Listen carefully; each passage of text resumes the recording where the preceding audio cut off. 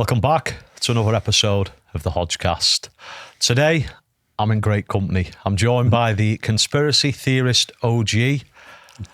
Some people refer to him as a modern-day George Orwell, and he's been at the bottom of I'd say about 99% of my internet rabbit holes. It's the one and only David Icke. Cheers, David, mate. Welcome to the show. Welcome to Liverpool. Thank you for travelling up. Thank you for giving us... Yes, I was here with BBC Radio Leicester at Anfield, covering a match between Liverpool and Leicester when Bill Shankly did his goodbye trip around the pitch. Oh, okay. After he finished. That's a big memory I have of Liverpool, because I'd never been to Anfield before. Okay. And the atmosphere was unbelievable, especially, the end of Shankly. So, but you probably get something similar, because as we're filming, it's St. Patrick's Day today. Oh, right, okay. The Scousers will be particularly lively in the streets of Liverpool, no doubt, today.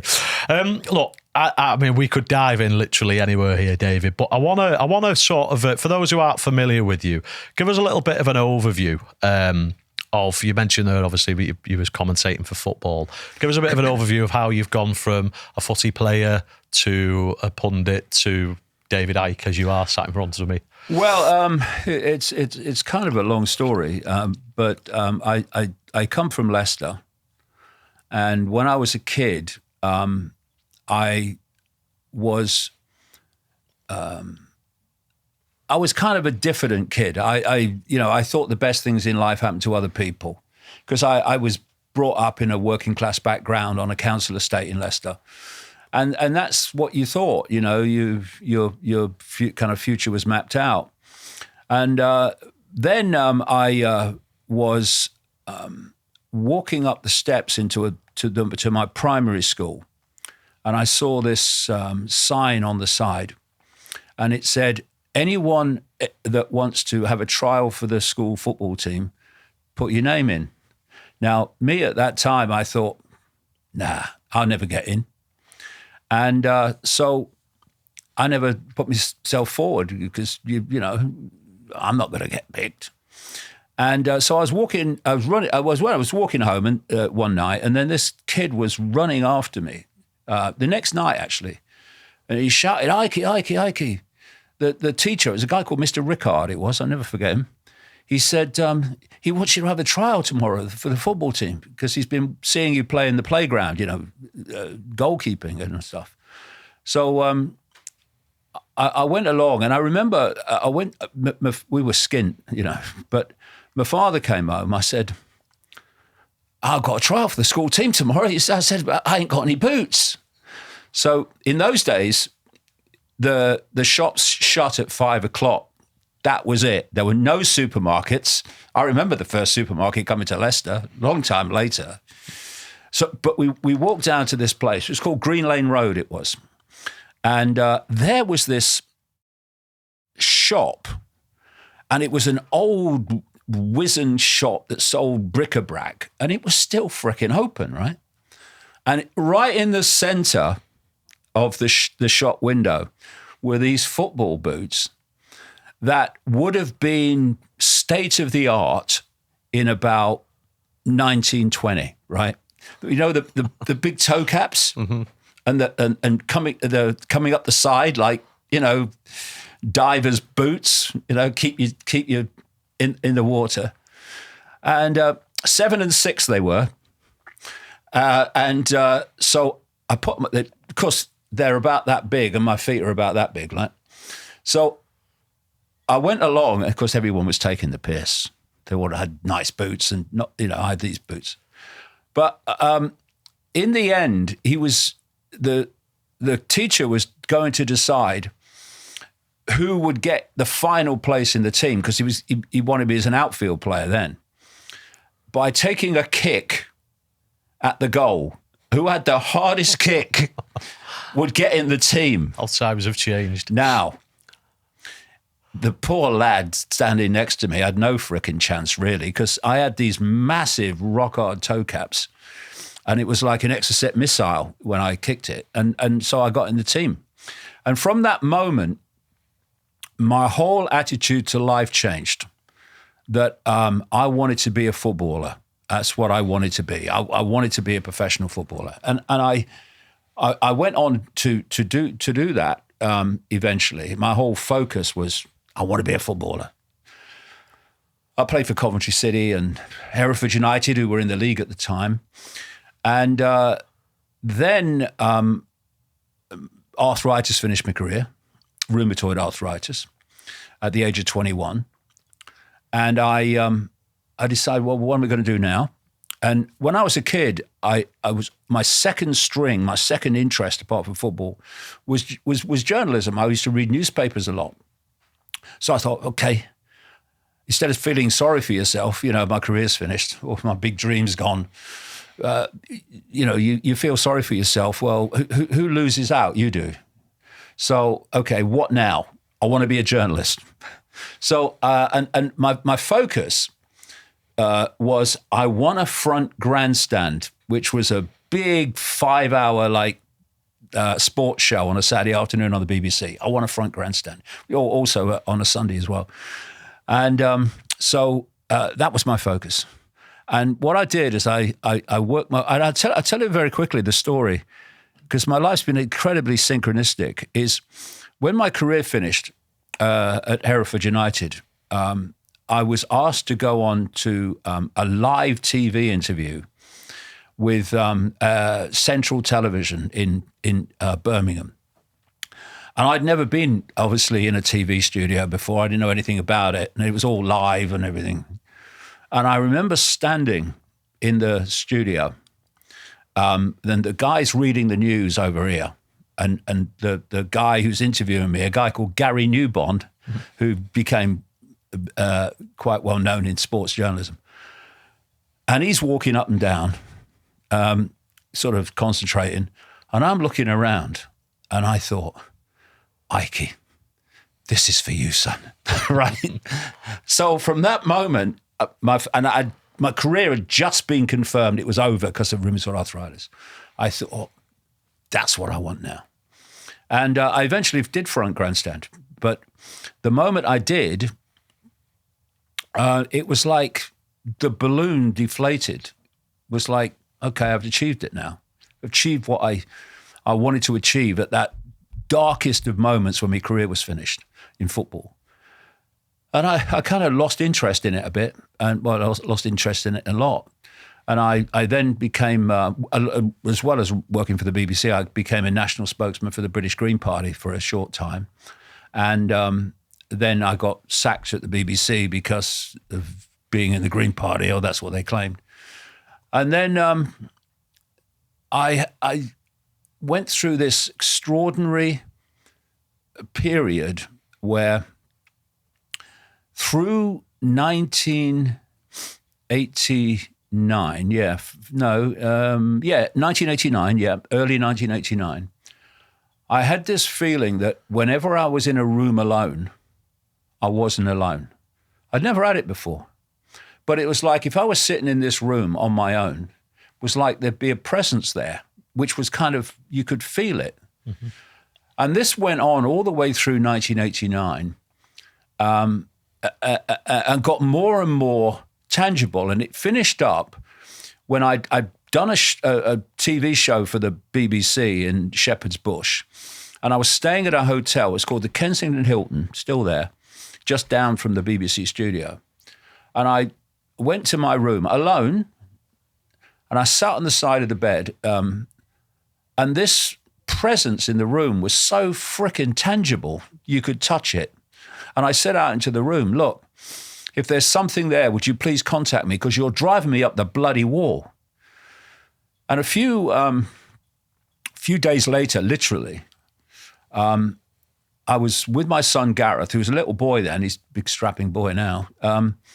And we were going to have some lunch at this Greasy Joe Cafe on the railway station at Ryde on the Isle of Wight. And this guy comes up to me, the railway worker, and starts talking to me about football.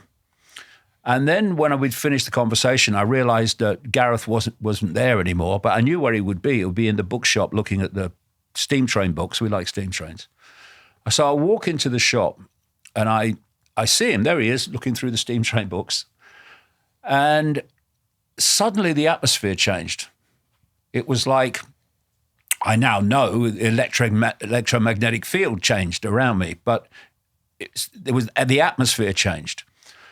And it was like suddenly my feet were like getting pulled to the ground, into the ground, like, like magnets. And it wasn't a voice, but it was like a very strong thought form that went through my head. It said, go and look at the books on the far side.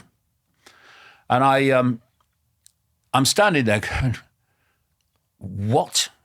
First of all, I knew this newsagent shop. I knew what the books were. They were Mills and Boon and Barbara Cartland novels, perfectly formed English roses and, perfectly formed soldiers and stuff. So I had no interest in that. But I went in a kind of a daze, walked across to them because what's happening? And in the middle of these Mills and Boon books, Barbara Cartland books, was this one book that stood out because it was different. It had a woman's face on the front. It was called Mind to Mind. And I turned it over and read the blurb, and the blurb said that it was the biography of a professional psychic, right? So a lady called Betty Shine. So immediately when I'm looking at that, I'm thinking, I wonder if she'll pick up, because I'd never seen psychics before. I never had anything to do with it. I wonder if she'll pick up what's been happening to me this last year. So I read the book in 24 hours, contacted her, went to see her 4 times. First 2 times, nice chat. And what I said to this lady was, I've got arthritis, and maybe your hands-on healing, she did this hands-on healing stuff, might help. So, can I come to see you for that? I said nothing about what was happening to me, nothing. And on the 3rd occasion, I'm sitting there on this medical type bench and in her front room, not far from Brighton. And I felt like a spider's web on my face. And now I know that's an electromagnetic field. I didn't know then. I felt like a spider's web. And I thought, that's what she said in her book. When other levels of reality are trying to lock into you, you sometimes feel like a spider's web on your face because it's an electromagnetic connection that they make. And I said nothing to this lady, but a few seconds later, she's doing the hands-on healing on my left knee or just off it. She launches her head back and said, my God, I've got to close my eyes for this one. This is powerful, right? And then she goes on to tell me that she's being told to tell me the following, that I'm going to go out on a world stage and reveal great secrets. And you are having a laugh. I present the snooker on the BBC, mate, and that one man cannot change the world, but one man can communicate the message that can change the world. I remember that. And loads of other stuff that I would, from that moment, I would start to be led to knowledge. And sometimes I would be led to knowledge, and sometimes knowledge would be put into my mind, and I'd wonder where it came from. And the moment I left her front room, it started. And I started coming across documents, books, personal experiences, people, a great web of sources of information.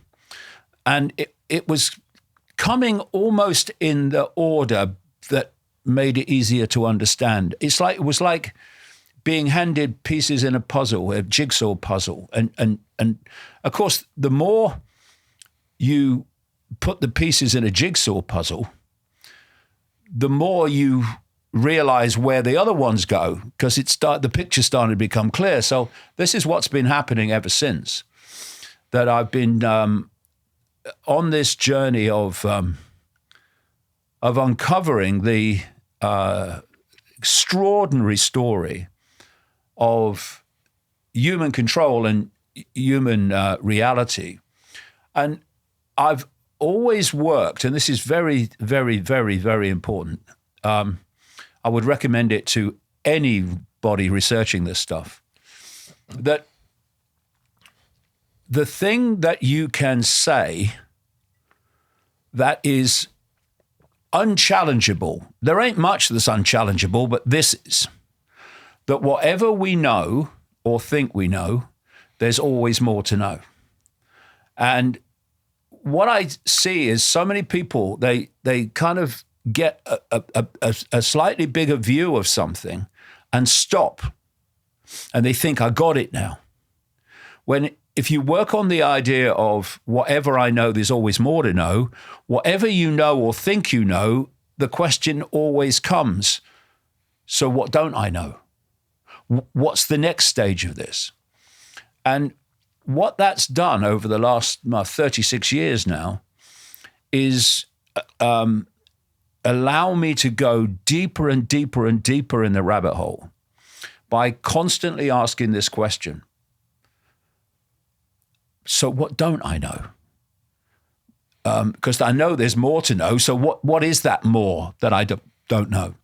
So the first years of the 1990s was putting together the fact that there is a global web of secret societies that I call the global cult that has an interlocking central mission control leadership, if you like, globally. And that is what is driving the direction of the world. The politicians, the here today, gone tomorrow politicians of any party, they're just gophers for this force. And most of them, not all of them by any means, but most of them have no idea there is this force. They just do what the system tells them to do, basically. And by constantly asking, okay, what don't I know? My next question was, okay, so why is this web, this global cult of secret societies, why does it exist? And by the way, when you start looking at where it started, you go back into the ancient world to pick it up. And so you think, okay, so people have been born, they've played a part in advancing the agenda of this global cult, and they've died. Other people have come in, and then they've done the same, and they've done the same generation after generation. There has to be some coordinating force which spans this whole period that's been the coordinating force of these coming and going people operating in the human reality.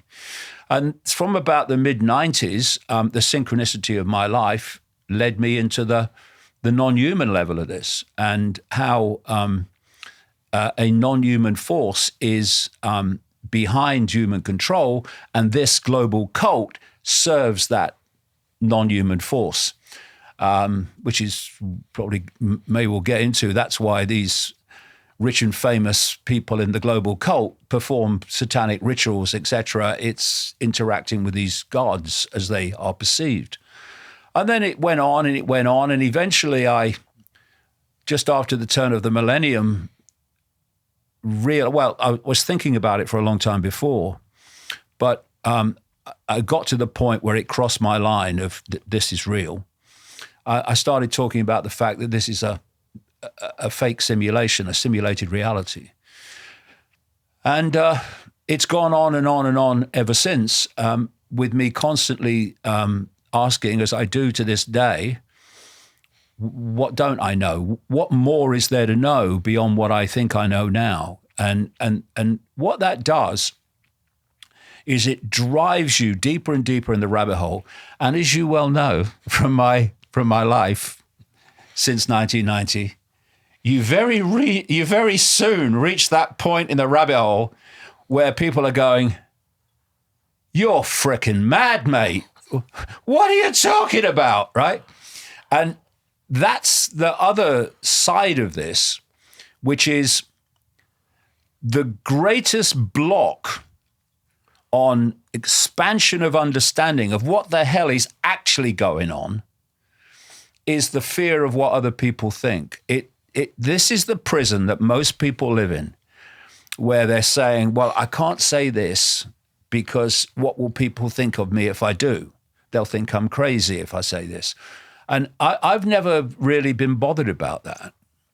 And funnily enough, in the synchronicity again of my life, you know, people who are old enough will remember the enormous historic levels of ridicule that I went through in the early 1990s. That was absolutely essential.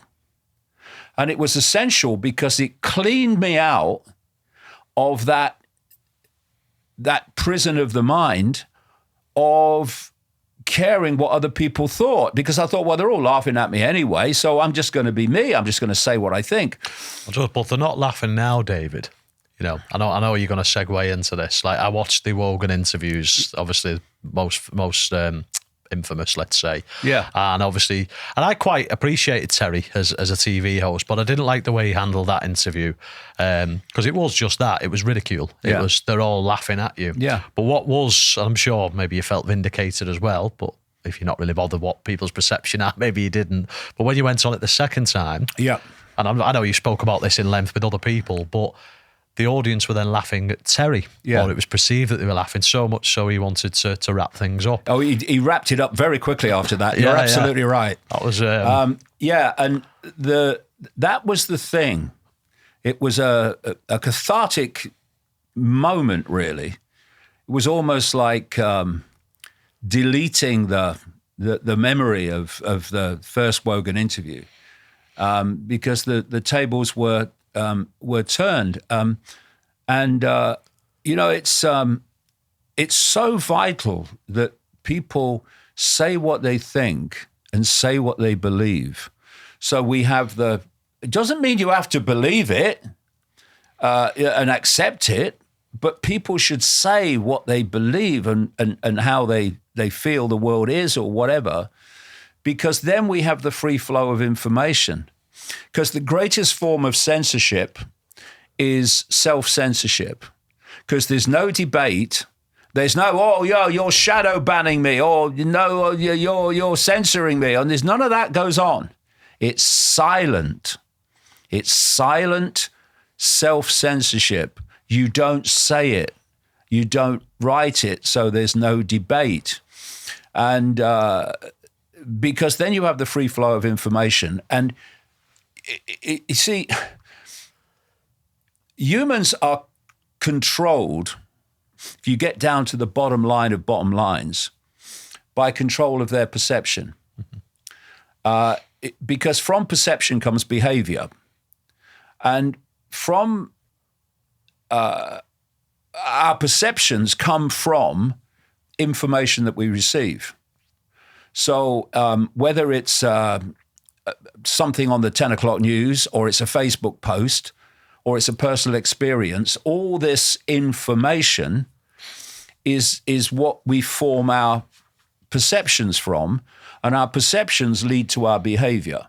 So if you want to control behavior, you control perception. If you want to control perception, you control the information circulating from which people form their perceptions. This is what censorship's all about. It's not a laugh or a bit of fun. It's essential to controlling perception. That's why they wanted to completely control the whole COVID narrative and ban people like me for pointing out that it was a hoax. So you therefore look at control of perception, which is control of information. And from that, if you do it collectively, you control human perception, you control the human population. And this is what it's really all about.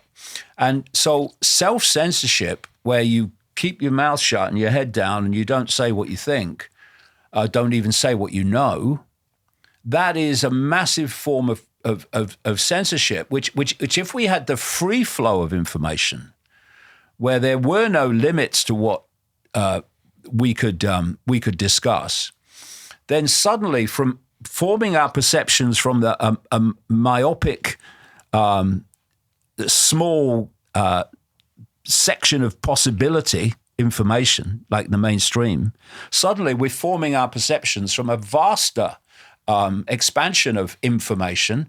And of course, what happens then? Our perceptions change. And you know what I've seen over the years is that with the information I've put out and the books I've put out, is that when people read them with an open mind rather than a preconceived idea, their perceptions of reality and perceptions of self and perceptions of the world can dramatically change simply because of information.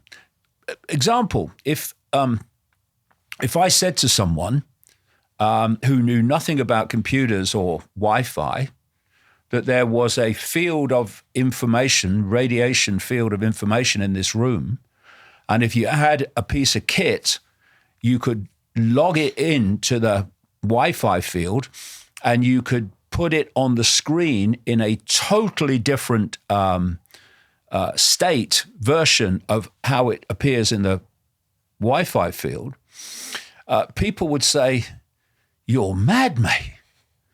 What are you talking about? What bloody field? I can't see any field. Where is it?" Well, it's outside of what they call visible light, which is a tiny band of frequency, which is all we can see. That's why you can hardly see anything. And yet, if I said that to people now who know about computers and know about Wi-Fi, they'd go, "Oh, yeah, Wi-Fi, yeah, computers, I know all about that, yeah. And the only difference between "you're mad, mate" and "oh, yeah, I know about that," knowledge. That's all it is. So if you can control knowledge, you control perception, you basically control reality or people's sense of reality. No, and you know, with the visible light as well, that's mainstream science. That's not something you've researched, you've wide read on that, so people can go look that up themselves. Just on the COVID thing, because I think that's where a lot of people, myself included, woke up to the utter nonsense that the mainstream are putting out there. Right. And one interview that I watched in preparation for this was an interview you did with Patrick Bet-Davis, and that was sort of just when it was remote. He was in, well, somewhere in America. Was he? I don't think I've ever been interviewed by him. Was it him? No, yeah, it was definitely him. Oh, is it? Okay. But the point I was getting to is this was like sort of in the beginning of COVID, right? And a lot of the stuff that you spoke about with the variants and the vaccine, all came to fruition. So tying into, you got the ridicule in the 90s, you've always been able to stay relevant because the stuff that you've been talking about, more and more people are privy to it now and are able to understand it better. You see, that is a wonderful example. COVID's a wonderful example of so many things. First of all, global control. I mean, all these different countries all basically reacted in the same way. What do you mean there's no other way to react to it except that one way? It's centrally controlled. So the thing I talked about there, about saying what you believe is right rather than what you believe will get people to like you or say, "Oh yeah, he knows what he's talking about." You know, once you put aside those things and you're not really bothered either way, you say things that other people won't say. Mm-hmm. So you had a situation with COVID where the vast majority, and the official story was that there was this deadly virus that had come out of China, was connected to bats, and basically had naturally occurred.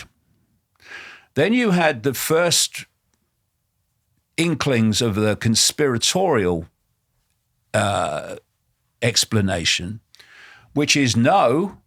Do you know in Wuhan there's this Chinese laboratory that works on viruses and all this stuff? That's where it came out of, and it was it was released by the Chinese, right? And other things that go on out of that in connected to America and stuff like that. What basically no one, not no one, but what basically no one was saying is no, there is no frickin' virus. They've made it up. And I said they've made the virus up because if you had a real bioweapon, which is what the alternative media were claiming it was, then you've lost control of it the moment it starts circulating, and you're going to kill people that you don't want to kill, and you're going to completely lose control of it. And by this time, 2020, I had done enormous research into this global cult. And one of the things that I realized, because, you look at them psychologically, they're freaking mad, is that they can't cope with states of flux. They can't cope with situations that are uncallable. That's why they want to control both sides in any debate, so they control the outcome. Because if they take a football match, you control a football team, and you are therefore going to influence the outcome. They're not satisfied with that. They want to know the score before the ball kicks off, right? So you've got to control both teams, and you've got to control the referee. Now, you look at that analogy and play it out across society, and that's exactly what's going on. So I saw immediately there's no way they would release a deadly virus they'd lose control of. And I was contacted, I was sent an email by a medical scientist. This is in the kind of early weeks of 2020, that said, this is how it's possible to create a fake pandemic with a virus that doesn't exist, right? And I came across people who were really deeply researched viruses who concluded this thing didn't exist. And all the evidence that followed out from that was that it didn't exist. The vast majority of COVID, the diagnosis was actually re-diagnosis. You see, people don't realize, what did they say at the start of COVID? It has flu-like symptoms. Right, okay. Well, just a coincidence, nothing to worry about. But flu disappeared worldwide in 2020. Disappeared. I mean, virtually eliminated. Why? Re-diagnosis. If you had flu-like symptoms, you had COVID. And then I looked at the financial incentives to hospitals and doctors for diagnosing COVID rather than other things like pneumonia or other respiratory illnesses or flu. I then realized that the COVID test was a complete scam. This PCR test, which was discovered and developed by a guy called Kerry Mullis, a chemist, biochemist in America, he died very, very conveniently just before the COVID story broke. And he was pointing out, you cannot use my test to see if anyone is sick. That's not what it's for. And so I put this and so many other things together, and I thought, the scam has reached the point of extreme that the virus doesn't actually exist. Where's COVID now, by the way? Have you noticed? Where's it gone? It's gone on holiday? Gone abroad to Mars? Maybe Musk sent it to Mars. Who knows? But to say that in those circumstances, when you've got everyone panicking, oh, this deadly virus, was really only for those who had a mind open enough to go, well, let's have a look if this is possible. Because most people are like, you're mad, you're crazy. And of course, what happens? Because if you have an official story of COVID, that official story is designed to induce a perception in the population of fear. And at the same time, you're telling the population you've induced with fear, how they can protect themselves from what they have been induced to fear. And that means, funnily enough, just a coincidence again, what we frickin' tell you, right? And what I pointed out in I think it was early April 2020, is this scam. First of all, there is no virus. And this scam is to bring in a vaccine, fake vaccine as it turned out, not a vaccine by previous criteria, that people would en masse submit to. And that's exactly what happened. And we've seen the consequences of that fake vaccine ever since to present time.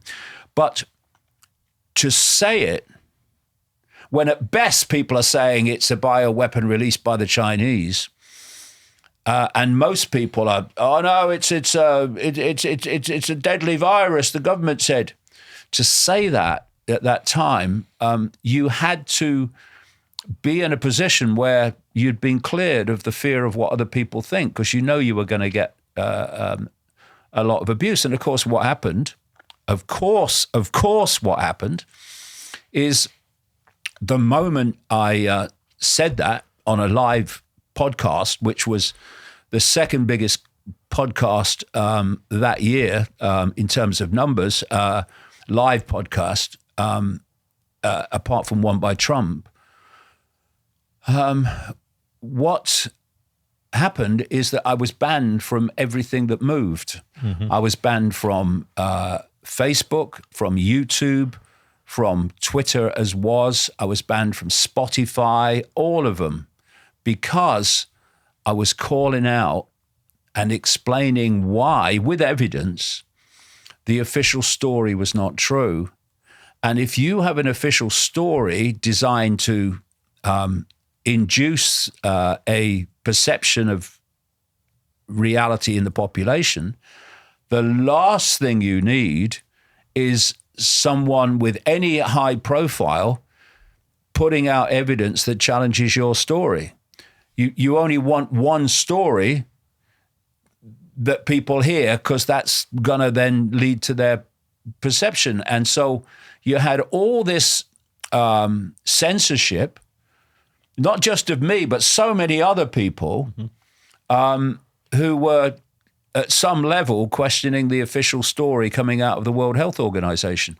And that's how it works. And this is why, whether it's the right in politics or whether it's the left in politics, censorship is always the means of control. And I remember, as you were talking, and I remember whenever I posted anything during the lockdowns that wasn't even necessarily trying to expose it, it was just talking about it, there was disclaimers, paraphrasing here, that said, this may be misinformation. And this was constant on everyone who doesn't necessarily have a platform like yourself, David, who were feeling the scrutiny by this dogmatic approach that the mainstream are put on us. Do you think during COVID, because it was Mother's Day on Sunday, and I was having a bit of a chat with me mum, who's a big fan of yours, David. Oh, right. Hello, Mum. So we was chatting about COVID, and all the rules that they introduced, they kind of showed how incompetent they really were with trying to. But do you remember we had to go to a restaurant, you had to keep your mask on, then you had to sit down, you could take it off, then you had to put it back on to go to the toilet. It was ludicrous, wasn't it? And this was rules that was implemented by the government, by the powers that be. Yeah, and it was done for mind control reasons. Mm-hmm. You know, if you go deep in this, I mean, when you look at what was driving not just British government policy, but let's talk about British government policy. What was driving it was a psychological unit, well established to exist. It was known as the nudge unit, in other words, nudging people in behavioral directions. That was what was driving it. So, okay, when COVID started, when COVID in quotes started, there were one or two people that went out and protested against the regulations and in breach of the regulations. And they were picked off by the police. very easily. But by the time the COVID restrictions were deleted, I was walking through the streets of London with maybe 100,000 plus people. And the police, who were picking off people easily at the start, were standing on the side of the road watching us go past. Because by that time, enough people, certainly in England, had reached the point where they weren't having it anymore. And if only we just realized the power we have, the power of numbers. That's why the divide and rule is constantly happening. So we're fighting ourselves and not focusing upon the real the real people that are targeting us. The answer has always been in our hands. The mathematics alone, the number of people in full knowledge who are doing this against the people who are having it done to them, the difference in numbers is absolutely indescribable. Like 8 billion, and by comparison with the 8 billion, a relative handful are driving this global situation. So when you look at the COVID period, so many things were on public display if only we would look at them. And one of them was, look at what happens when we come together and say, we're not having it. They can't cope with that. They have to get us to fight among ourselves in terms of different religions and different political ideologies. But the other area that was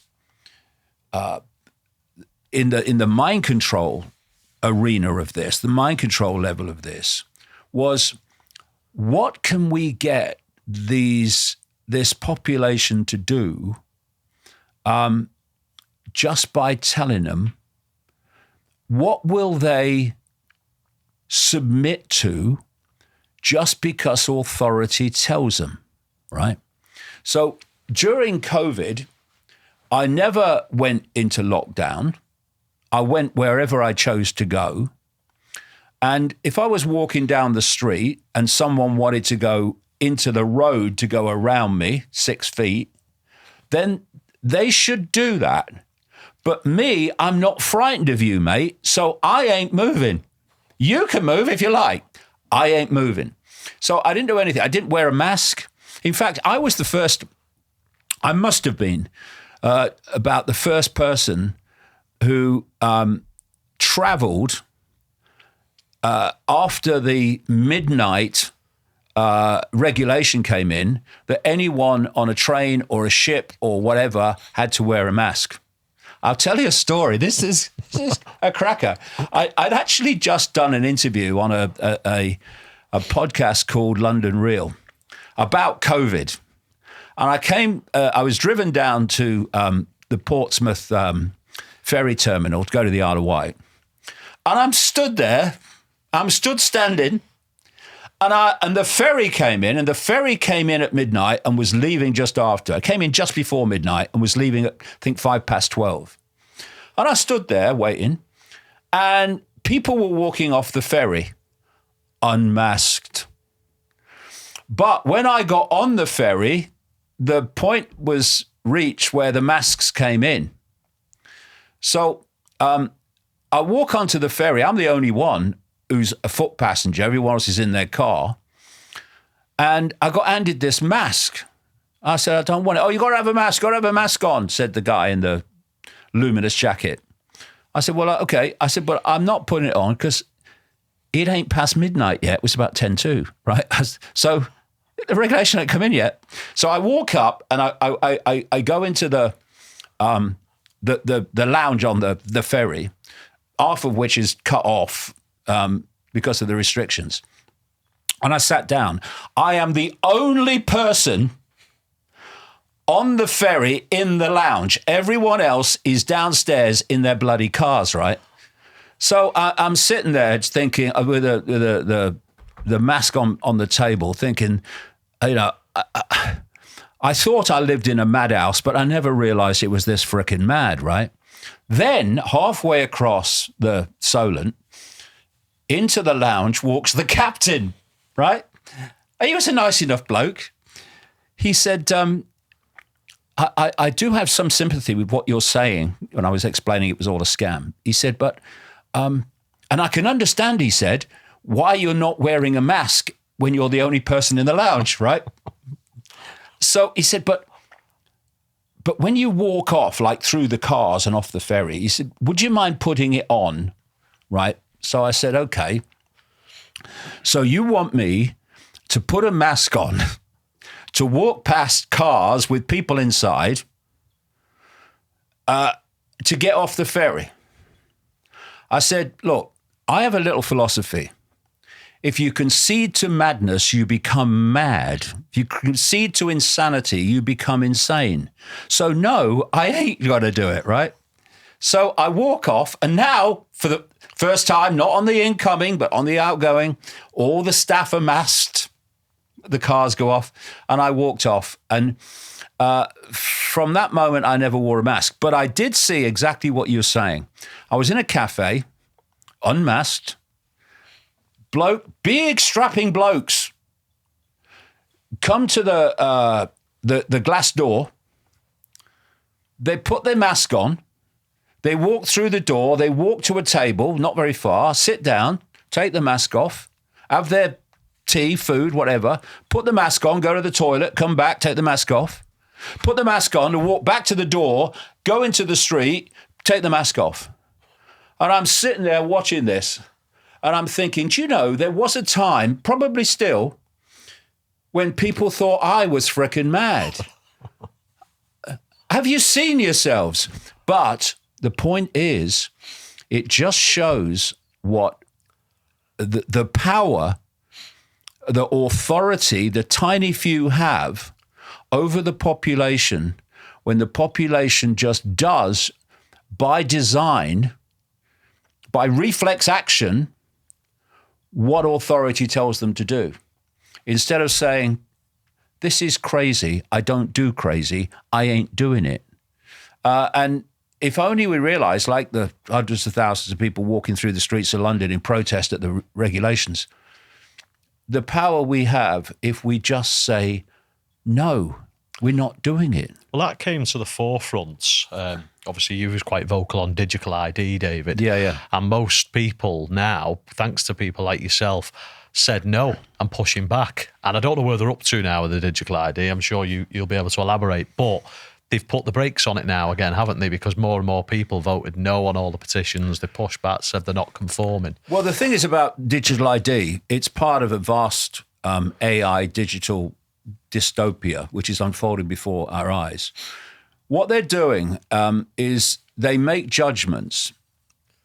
You know, when it's leaked to the press that a government policy is coming in, and they say, sources say that the government is going to introduce this. Now, they've leaked it on purpose, because what they're doing is looking for the reaction.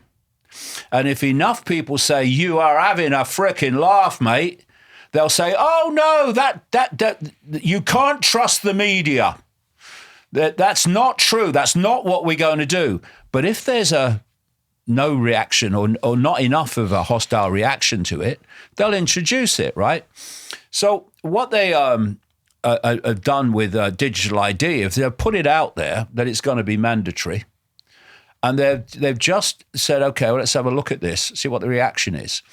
And the reaction was, first of all, we're not having it in vast numbers. And secondly, they're looking at the reaction in Parliament. Will we get it through, even though we have this big majority based on a third of the bloody vote? Crazy. Will we have, is this, are we going to get it through? And they decided they probably wouldn't. So what they've done is pulled back on the mandatory side, but they're still introducing it. And of course, it's like, the old door-to-door salesman with a foot in the door. they have opened the door by bringing it in and saying, oh, it's not compulsory, it's only voluntary. But what the plan is, of course, is to make it more and more difficult to operate without a digital ID, and therefore bringing it in by stealth, and also waiting for that point where they think, I think we'll get the mandatory in now. So, and then they go for the mandatory, and so it's only it's not that it's been deleted. It's been delayed slightly, and so we've got to keep our eye on the ball with that. No, I didn't know that, David. So that's an education piece for me. I mean, also you mentioned there, alluding to control perception, control reality, and one of the tools that I'll give a little plug to your book, actually, the roadmap, because I think you unpack this beautifully in this, and it's always been my take on it, is the tool of religion. Right. And I mean, I consider myself, I mean, I don't like putting a label on anything, but for the C's and B's of it, agnostic.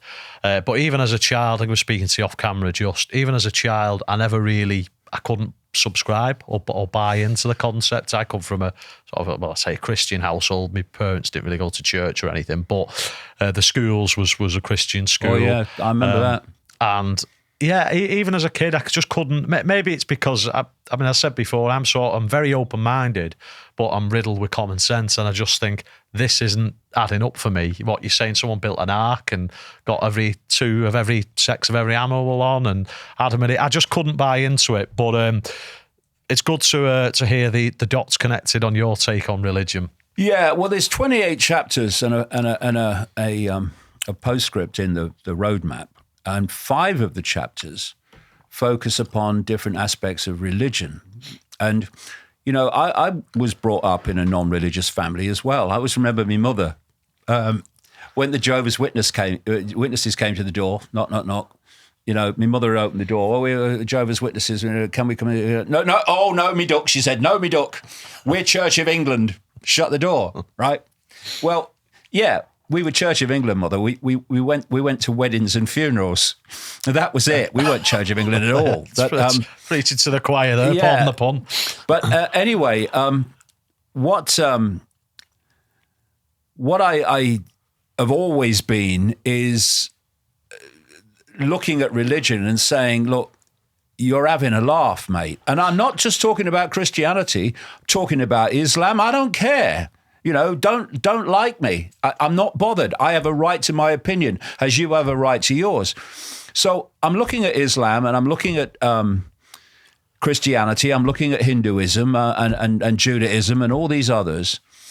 And what you know, so many things. I invented this word a long time ago, opposames. And an opposame is something that looks as if it's different, but is actually the same. So if you look at the way religions work, they are opposames. You know, you say to someone, say to a Jewish guy, okay, you follow Judaism, yeah. So what does that mean? Oh, well, I'll go to the synagogue, and this man, usually wearing a frock of some kind, tells me what God wants me to do, right? Okay, well, that's interesting. That's good. So you're what? Oh, well, I'm a Christian. Okay. What does that mean? Well, I go to church, and this man stands in front of the congregation, and he's wearing a frock as well, funnily enough, most of the time. And then he tells me what God wants me to do. And you look at Islam, same. You look at all of them, basically the same. And it really struck me when I was writing the book. We have apparently 8 billion people in the world. I don't know who counts them, but 8 billion people. 5.4 of the 8 billion are said to self-identify as either a Christian, a Muslim, or a Hindu. That's without all the others, just that, 5.4 billion. And then you ask, okay, so where do these different religions come from, right? Where does belief in them come from?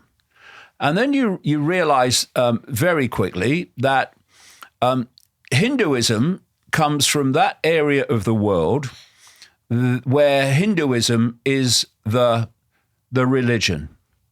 Christians overwhelmingly come from that part of the world that is Christian, and Muslim the same, or they come from families in other parts of the world, but families that practice that religion. In other words, it's not a free choice. It's what you've always been told.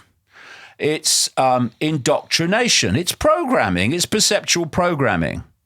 You know, I was in Jerusalem in 1993. They wouldn't let me in now, of course. But I was just for about 3 or 4 days. And I remember standing on what's Jews and Christians call Temple Mount, where the big mosque is and the big golden dome. And I'm watching these Muslim kids playing football.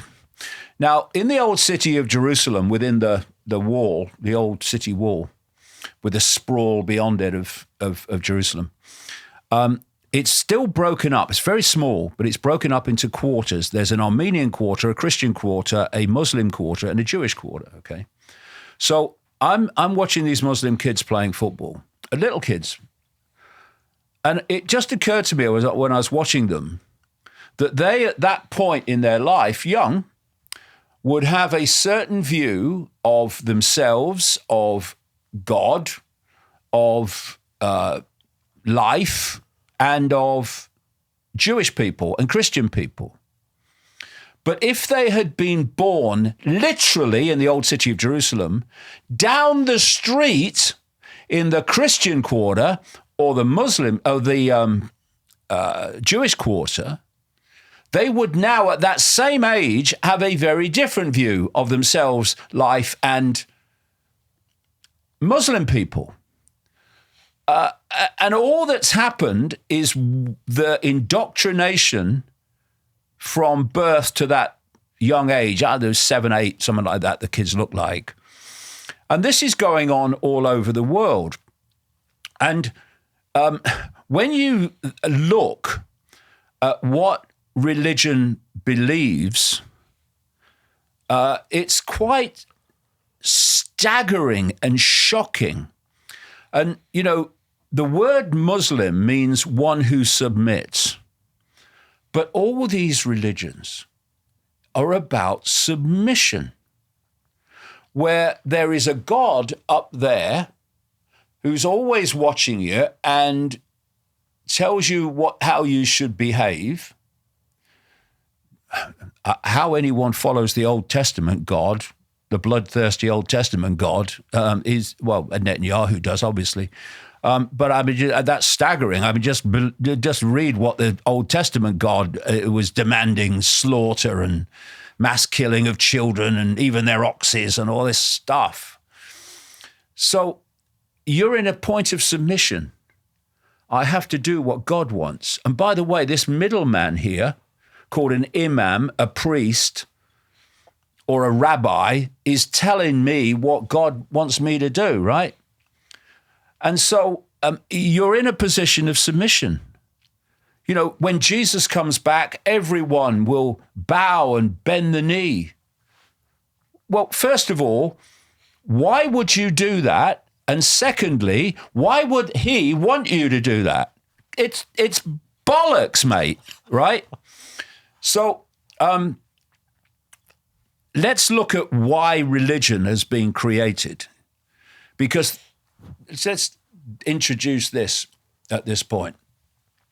There is a level of control, the origin of human control, that is operating in another dimension of reality. Very close to this one in terms of frequency, but outside of visible light, so we can't see it, we're not aware of it. But it interpenetrates this reality, this human reality, in the same way that radio and television stations share the same space without interfering with each other, unless they're very close on the dial. So if you get a radio, for instance, and you tune it to radio 1, you get radio 1. But then you move it to radio 2 and you get radio 2. But radio 1 hasn't ceased to broadcast because you've moved from it. It's just that you're not tuned to it. You're not tuned to its wavelength anymore. So it's disappeared to your reality. Now radio 2 is your reality. So we are in a band of frequency. That's all it is, the human world. And this human body, what I call the biological computer, locks us into this band of frequency we call human. But interpenetrating it is infinity. All infinity exists in the space that we're sitting in, but we are only picking up that level of reality that relates to what this body can pick up. It's like a radio station. That's why I call it a biological computer. It's like a radio receiver. And so this other dimension interpenetrates this one, but is on a different wavelength. But they do interact. And this other dimension of reality is manipulating through this global cult. That's what it's there for. It's to serve that. It's manipulating this reality. So when you look at all the different religions, that is behind all of them.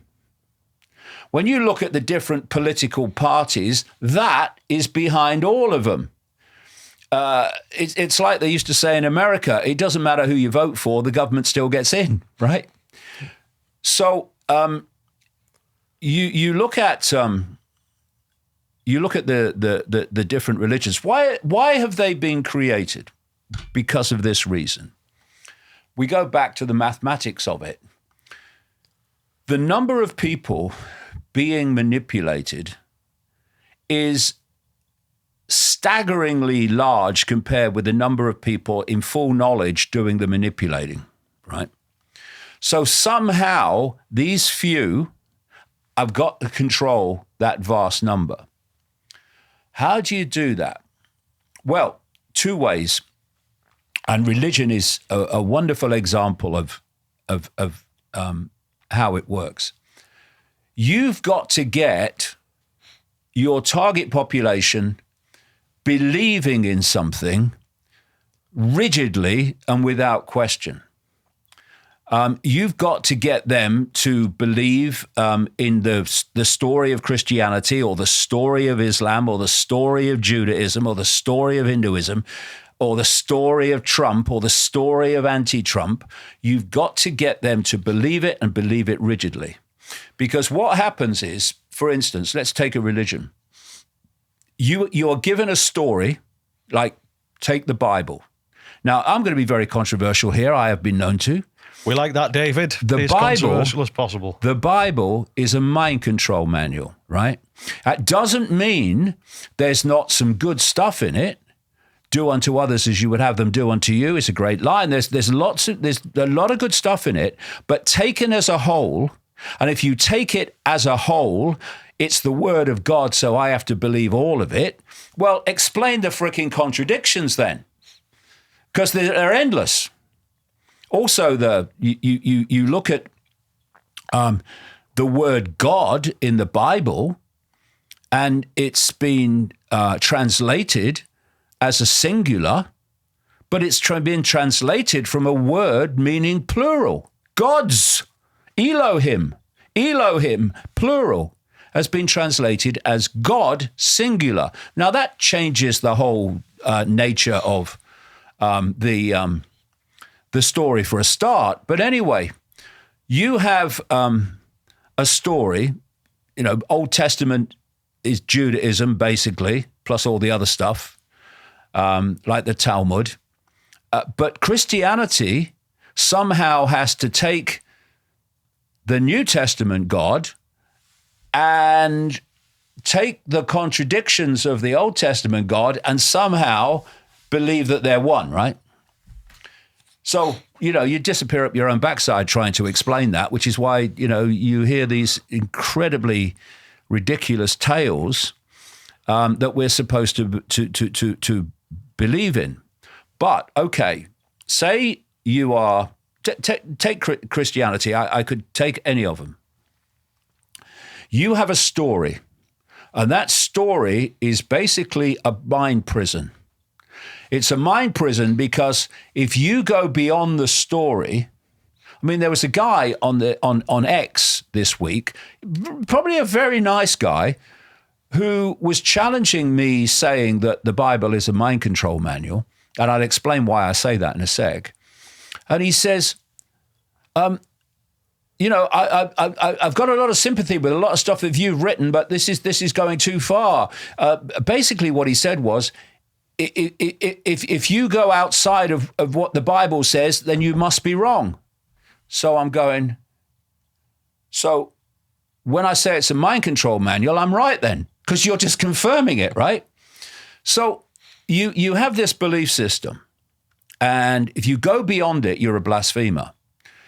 And if you go beyond it, you're no longer a Christian or a Muslim or whatever. You go beyond it. So you keep within it. And a lot of people keep within it because they want to keep their parents happy, who've indoctrinated them with the same belief. Or they don't want to go out of that belief system because their whole community believes in it. And what's the consequences for me if I go out of what they believe, right? And that means that outside of that belief system is an infinity of possibility, of potential insight, potential awareness, knowledge, revelation of reality, but you ain't going there. You ain't going there because if I can't breach the walls of my belief system. Now, a Muslim is sitting within, and you look at the correlations between Christianity and Islam far more than people realize. But you're sitting in a mind prison because you've got another story. Parts of the story are the Christian story, but you've got your own story as well. And if you go beyond it, then you are an infidel, or you are upsetting Allah, and therefore you're going to take the bloody consequences when it's time for you to go, mate. And it's the same with all these religions.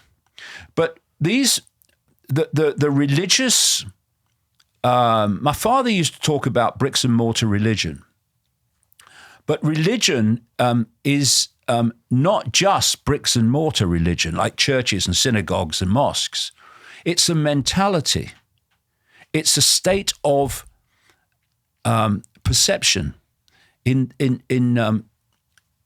this way, that even orthodox science, which is often in the form of people like Professor Richard Dawkins, lambasting religion as nonsense, what they don't realize is they have the same mentality as religions do, because the holy books of scientific orthodoxy are the books of scientific orthodoxy.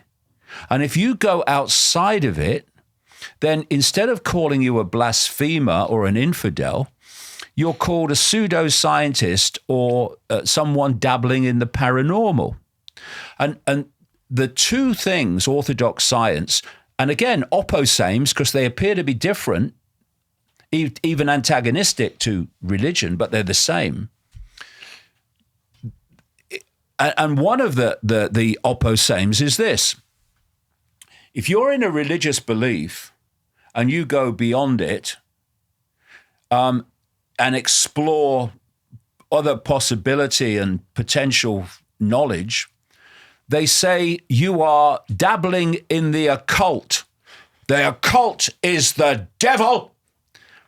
What does occult mean? It means hidden. It's hidden knowledge. Now, hidden knowledge can be used horrifically, and it is, or it can be used to set us free. But you mustn't go there because it's the occult. Whereas Orthodox science is saying you mustn't go there and explore other possibilities and potential answers, because you will become a pseudoscientist, or you're entering the paranormal. And the paranormal to orthodox science is simply that which it can't explain. It's laughable, really. What it's saying is, I can't explain why this is happening, but it clearly is happening. People are having all these experiences. Well, it can't be happening if I can't explain why it's happening. But of course, from scientific orthodoxy, you can't explain this because it's too rigid, it's too close-minded. So you're not going to explain that. So the common denominator of religion and orthodox science is you mustn't go into these expansive states of exploration, of other possibilities and other potentials and other potential insights. And therefore, whether it's science or whether it's religion, you're in a perceptual box. Now, once you've got the box created, whatever it is, religion, science, any other belief system, cultural belief system, doesn't matter. Then you've got the perfect environment. Because what you've done, the few, is you've broken up your target population into rigid belief systems. Now you can play them off against each other. You can play religions off against religions. You can play political ideologies against political ideologies, cultural beliefs against cultural beliefs. And you now set the target population at war with itself. Now they're so busy fighting each other and trying to impose their belief system on everyone else that they don't look and see that you're holding the strings to all of them. And you're playing this duality fight between different belief systems. And as we're sitting here, of course, we have the Christian right and the Christian Zionist right in America and the ultra-Zionist far right in Israel bombing Muslim Iran, who is bombing them in return. And that's a classic example of, once you create rigid belief systems, you have the perfect environment for divide and rule, which is absolutely essential. If that target population says, hold on a minute, hold on, stop fighting just a minute, right? Take a breath. Who are these people? Who are these holding the strings to all of us? Power's gone. Power's gone. In the same way as 100,000 people walking down the streets of London have the police on the pavement watching them go past, a few people, the police are picking them off. That's what we're looking at. And if we don't, you see, it's not about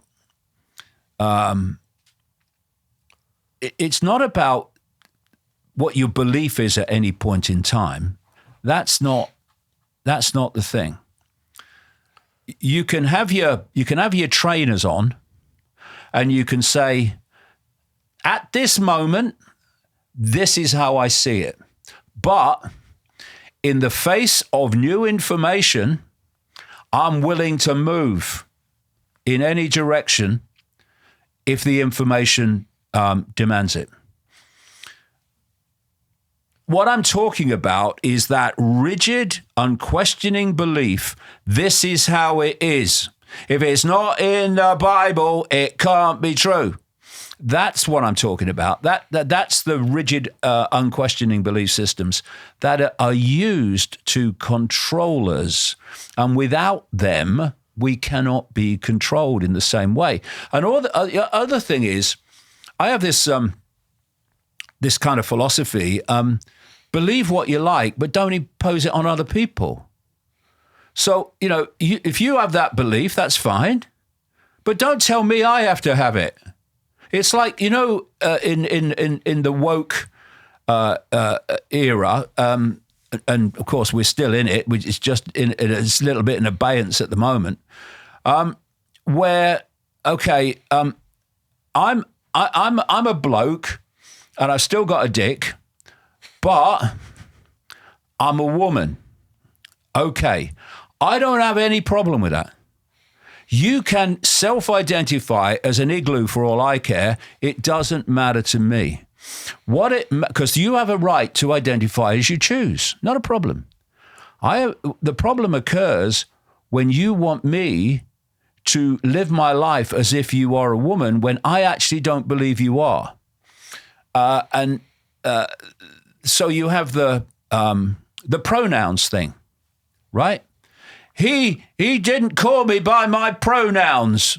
So people lose their frickin' jobs because of it and get kind of abused for it. Yeah, but mate, your belief is, right, tell me if I'm wrong, that you're a woman even though you still have a dick. Yeah, okay, well, I don't have a problem with that. But you have a right to that belief. But so does this guy who doesn't want to accept that you are a woman if you have a dick. And therefore, he has a right not to address you with the pronouns you claim to want to be addressed by. Because we go back. If you concede to insanity, you become insane. And so it's a simple philosophy. Do what you like, believe what you like, but don't impose it on anyone else. But what you have is people who have belief systems, whether they're religious belief systems or political belief systems, they want to impose them on other people. And anyone who is not of their belief system is the frickin' enemy. And that's how the world is divided and thus ruled. And a common thread as well that you speak about in religion is they all have their own variation of a devil or a demon type character. Do you want to elaborate on that, David? You'll articulate better than me. Well, this is a very interesting area, which will take a little bit to talk about, but it's a very, very interesting area, very relevant, I would say. Over the years, I've always looked for patterns of agreement. It's easy to find patterns of disagreement, but patterns of agreement between people and groups and beliefs that otherwise would agree on very little else. And one of those is that this world, whether it's a cultural belief like passed on through the shamans, through the generations, whether it's religious belief, whatever, is that this human reality is ultimately controlled from the unseen. And as we talked about with visible light, virtually everything in the space that anyone is looking at is unseen. If you take what we call visible light, according to mainstream science, the electromagnetic spectrum, which is basically our seen and unseen human reality, is 0.005% of what exists in the universe in terms of energy in all its forms. Visible light is a fraction of the 0.005%. That's all we can see. Everything else is unseen to us. So there is this idea, because, I've said many times that children should be told at the earliest possible time they can grasp it, that very fact that when you look through your eyes, you're only seeing a tiny band of frequency. You're not seeing everything that exists in the space you're looking at. Because once that is grasped, so many things, it's the paranormal, it's the devil. No, No. It's easily explainable, actually. People talk about, I saw this UFO and it appeared out of nowhere, mate, and then it disappeared into nowhere. Or I saw this entity, it just appeared at the end of the bed out of nowhere and then disappeared. And, you know, to program normal, which the vast majority of people think is their reality, that's impossible. You know, you're mad, mate. You know, what have you been drinking? Oh, you know, he must have a psychological problem. And he said he's, you know, okay. But it's dead simple. When something enters the visible light frequency band, it enters your ability to see it. And to your observation, it's appeared out of nowhere. When it leaves your visible light band of frequency, it seems to disappear. It hasn't disappeared. It hasn't just appeared or disappeared. It's entered that band of frequency that you are able to see as a visible reality. So you we are sitting in infinity, but we're only able to see this tiny band of it called visible light. And so when people talk about things being impossible, it's on the basis of knowledge. It's only because they've been led to believe it's impossible, because either orthodox science or religion has told them it's impossible. And if you want to control people's perception, squeezing their sense of the possible is vital. Because then when people like me come along and say, actually, this is what they're doing and this is how they're doing it, people say, that's impossible, mate. It can't be done. When actually it's not impossible. It's that you believe it's possible. There's a great line from a German philosopher called Arthur Schopenhauer, who basically said that every man takes the field of his own vision as the limits of the world, right? And it's a brilliant line because people basically do. When actually the world is far, far greater than we are led to believe it is. But if you're trying to control people and control their perception, you don't want an expansion of sense of the possible. You want a squeezed sense of the possible, which is why they want these belief systems that hold you in a mind prison. So we are faced with a situation where we are being manipulated from another dimension of reality. And like I said, the common theme of agreement between all these organizations, groups, belief systems that would otherwise disagree is that this world is controlled from the unseen.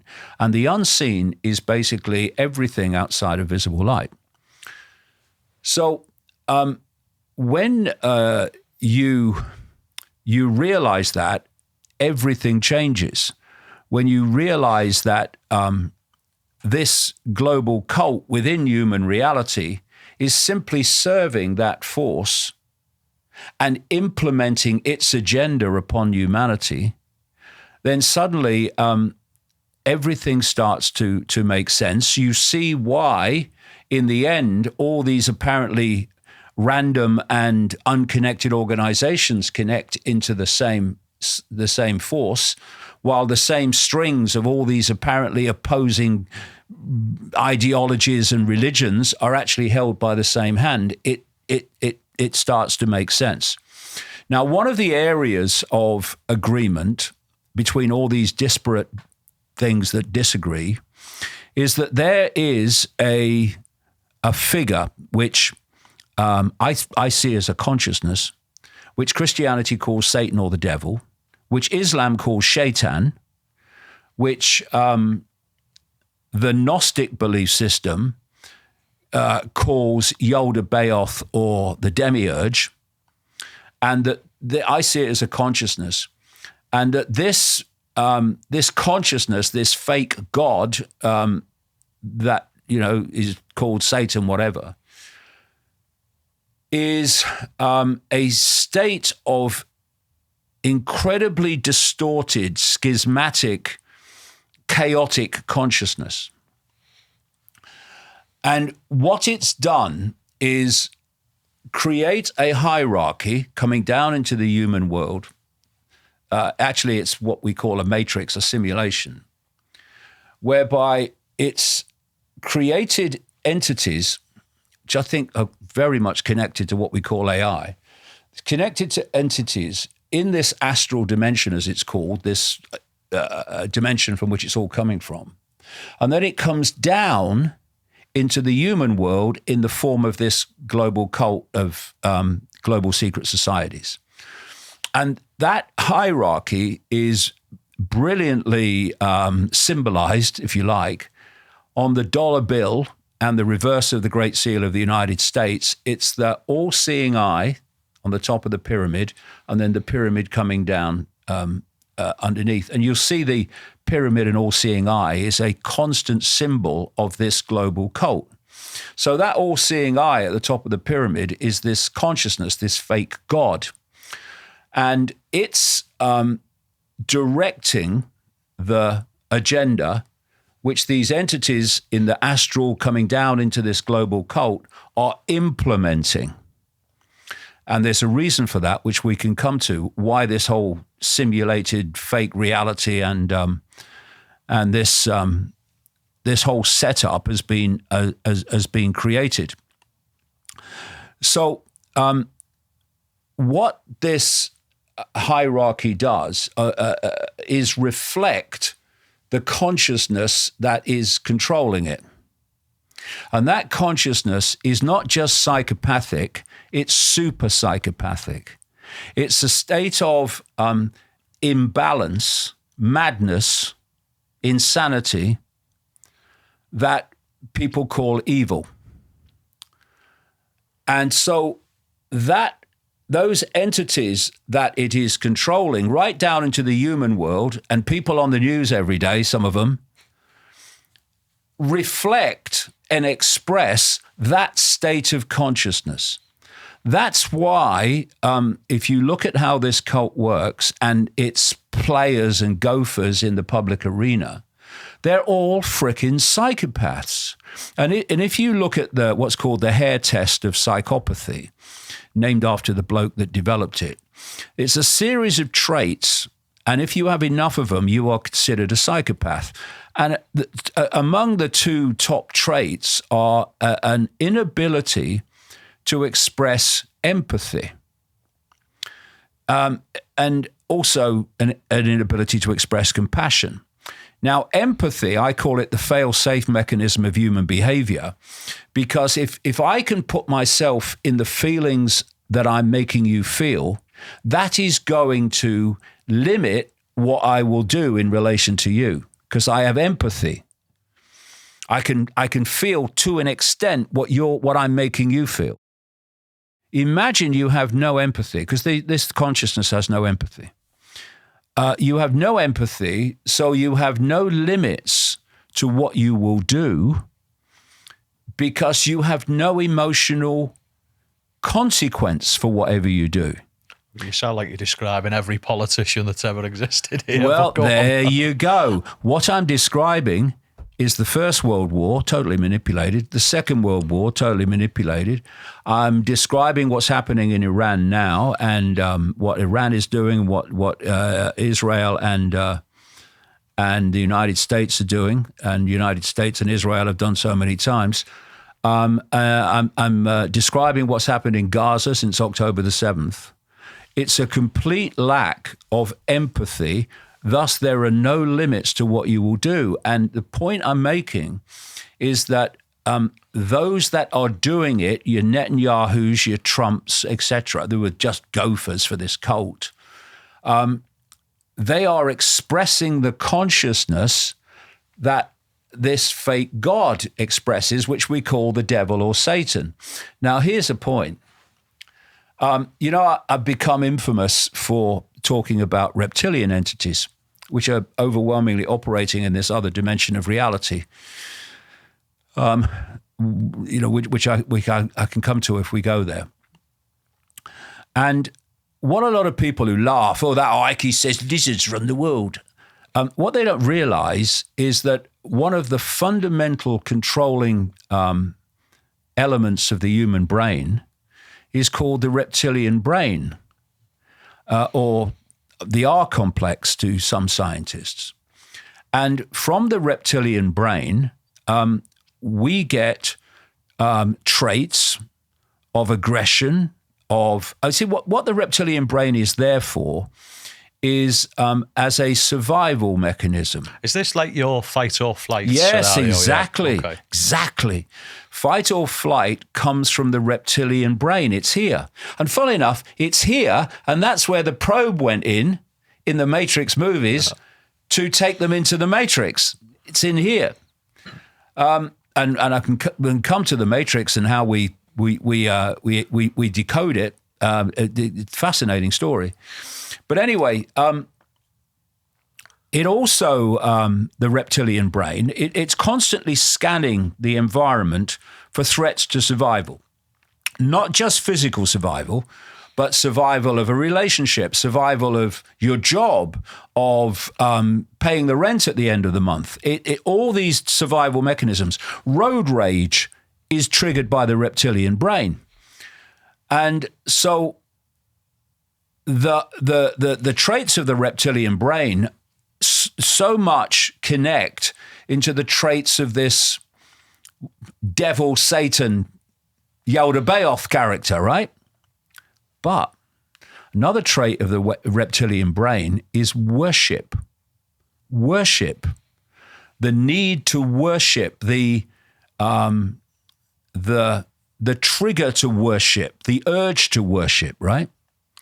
So what I'm saying is that we are living in a fake reality, which I explain in books like The Roadmap in detail how it works. It can be explained very simply. And outside of this, the frequency range of this multi-level matrix simulation is infinity. And infinity is what we really are, but we've become trapped, perceptually entrapped within this matrix fake reality, and we have made the big mistake of thinking it's real when it's not. And so before I get to the point I'm making about the devil, let's just look very quickly at, because it's important to put that into context, why this matrix, this fake reality, this hijacking of human perception of reality and self has been put into place. It's because this consciousness is feeding, and its various elements that express that consciousness, is feeding off a low vibrational human energy, which humans give off all the time.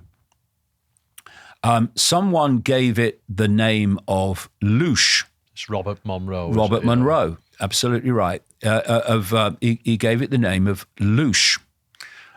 It's the low vibrational energy that we give off. This is mainstream science now. When we think and we have emotional responses, we are giving off an energy. We're giving off frequencies. And this consciousness and these entities that reflect this consciousness are feeding off that energy that we're giving off.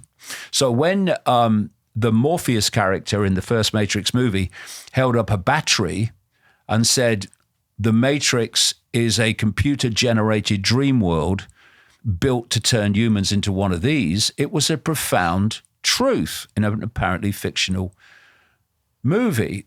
We are being manipulated into particular states of thought and emotion.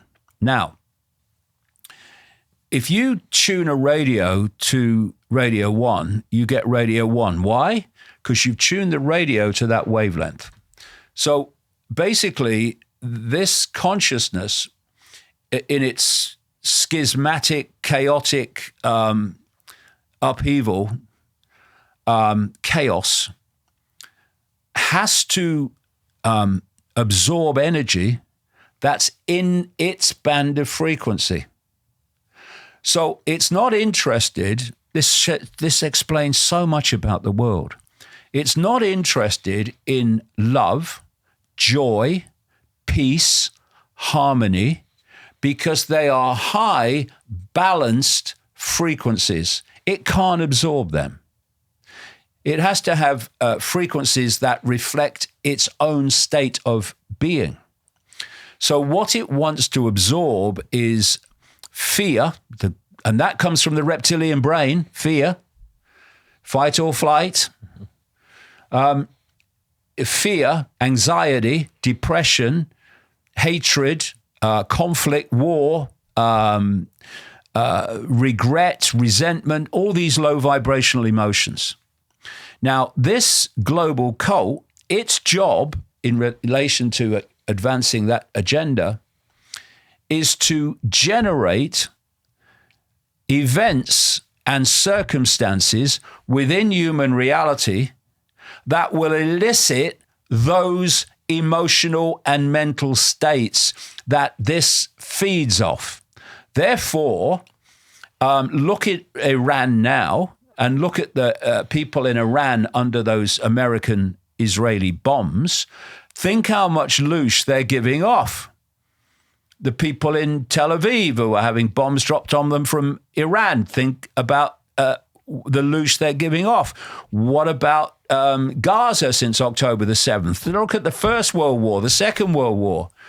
Look at worrying and fear of economic situations and deprivations and threats and all this stuff.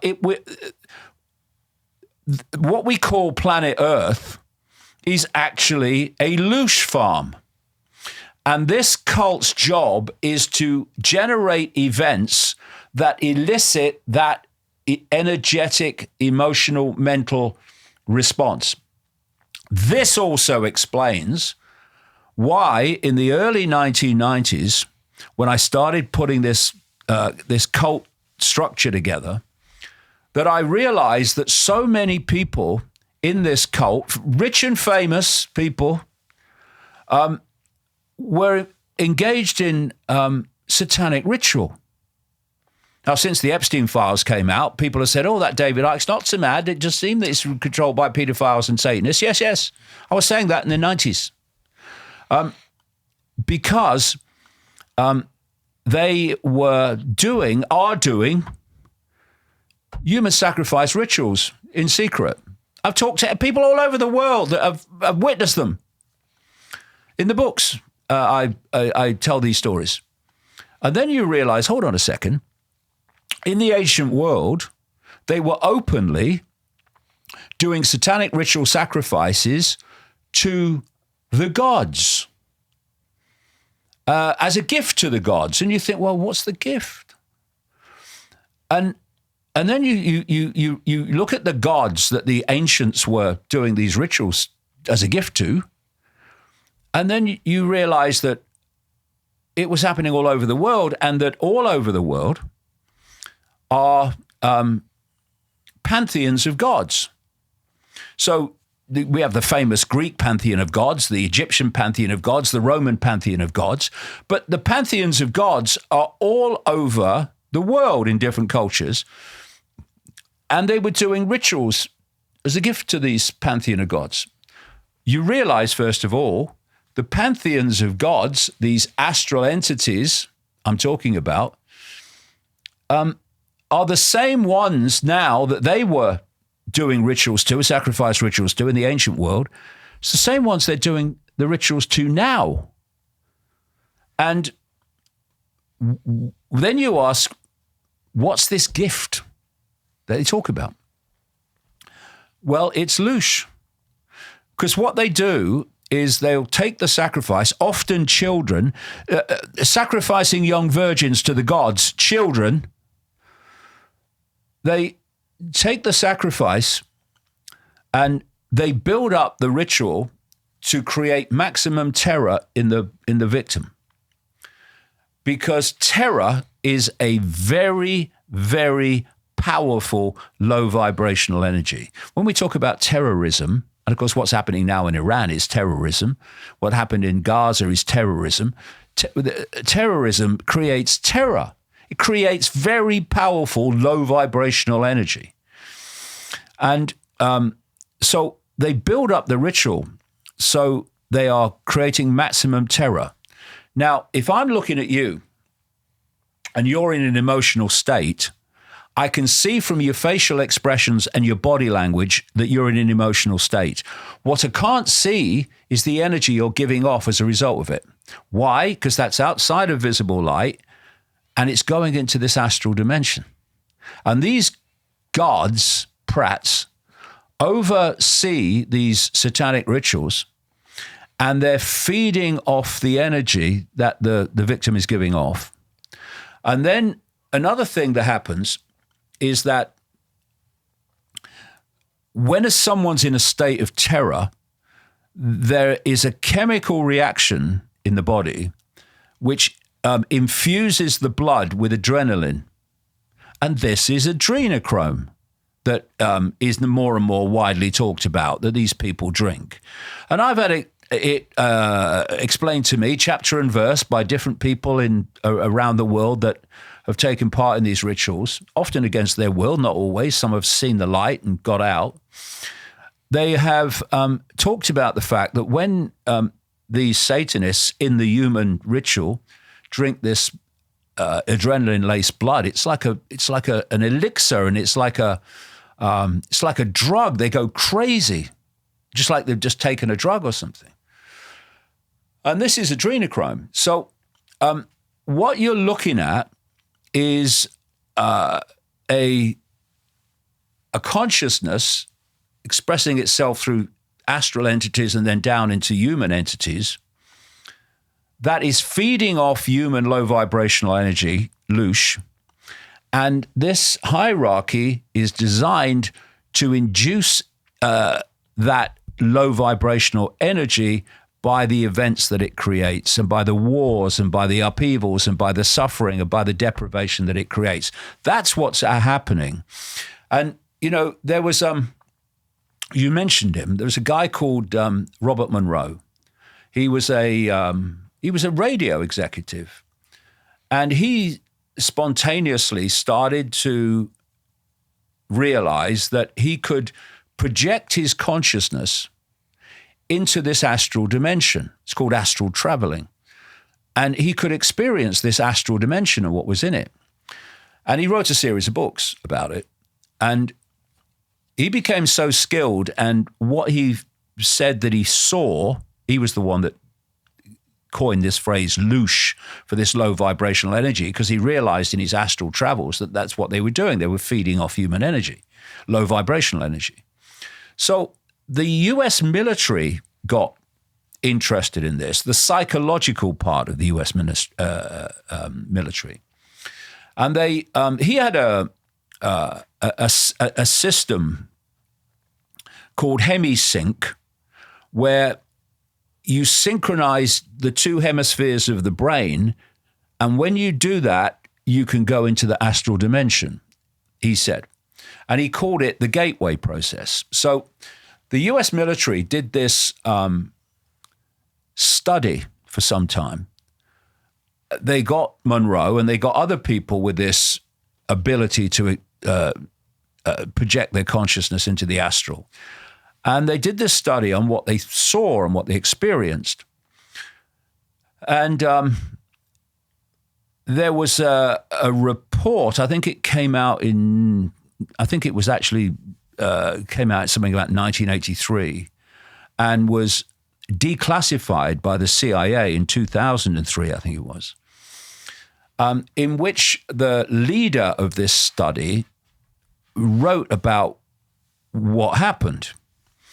First of all, he talked about this reality being holographic, exactly what I've been saying since the 1990s. It's holographic because it's not real. It's not solid. It's fakery, as quantum physics has shown. They also concluded that reincarnation was real, and that's a whole new other story related to this matrix. And the participants in the study experienced so many reptilian entities in the astral dimension that they gave them a collective name of the alligators. And now I've been saying since way back that actually the predominance of this reptilian entity is in the astral dimension. They are in the human dimension to an extent, but overwhelmingly it's coming from the astral. They found that to be true. And so what they're doing is feeding off human energy. Okay, let's go back to this fake God and back to Satan. Right. I'm saying that this fake God sells itself in two specific guises, many other guises too, but two specific ones. It sells itself as Satan, and other names around the world for the same force. But it also sells itself as the god of religion, right? So what it's doing, it's feeding off low vibrational human energy through the reptilian brain as well as other parts of the body and mind. And it's feeding off that. But it's also feeding off another reptilian brain expression, the process of worship. And if there's this great line, energy flows where attention goes. So if you focus on something, you put your attention on it, your energy is flowing towards that point, right? So when you go to church or synagogue or any of them, and you're focusing your attention on what you believe to be this God, you are making an energetic connection to this fake God consciousness. In the same way, it's ironic, you're condemning the Satan expression of this consciousness, but you're worshiping the God expression of this consciousness. And in both ways, you are feeding your energy into this awareness. And beyond the matrix, beyond this closed system, is infinity. And in that infinity, what that infinity actually is a state of all possibility, a state of all potential, a state of infinite awareness. And if people want to call that God, well, call it that. I mean, it doesn't matter what it's called. And that level of awareness, consciousness, quote, God, doesn't want to be worshipped and doesn't want you to worship it because you are an expression of it. But what this closed matrix system has done is persuade you, ultimately infinite awareness, that you are Ethel at the checkout and Bill driving the bus, that you are just a human, you must obey some judgmental God, this very fake God consciousness, and that you're trapped you're perceptually trapped both in terms of your sense of reality and your self-identity. Little me, I'm just a human. What power do I have? And yet you are all that is, has been, and ever can be, having a brief human experience, but it's a perceptual trap. And this is why another reason why religion it has been created. It's been created to put you in a perceptual box, to allow divide and rule between other religions and belief systems, and to feed that which you are worshipping. And it means that and I realized this so clearly while I was writing the roadmap, it's okay to talk about religion. I know it's nonsense and all this stuff. It's the foundation of human control. 5.4 billion following 3 religions out of 8 billion, never mind all the others. It's the foundation of human control because it's controlling your perception of reality. Thus, it's controlling you. And until the religious walls come down and we go, okay, I'm going to just ignore all that I've been told about reality, all I've been told to worship, all I've been told about God, all I've been told about anything, and I'm going to get a blank sheet of paper, literal or symbolic, in my mind, and what I believe from now on has got to earn its frickin' place on that piece of paper.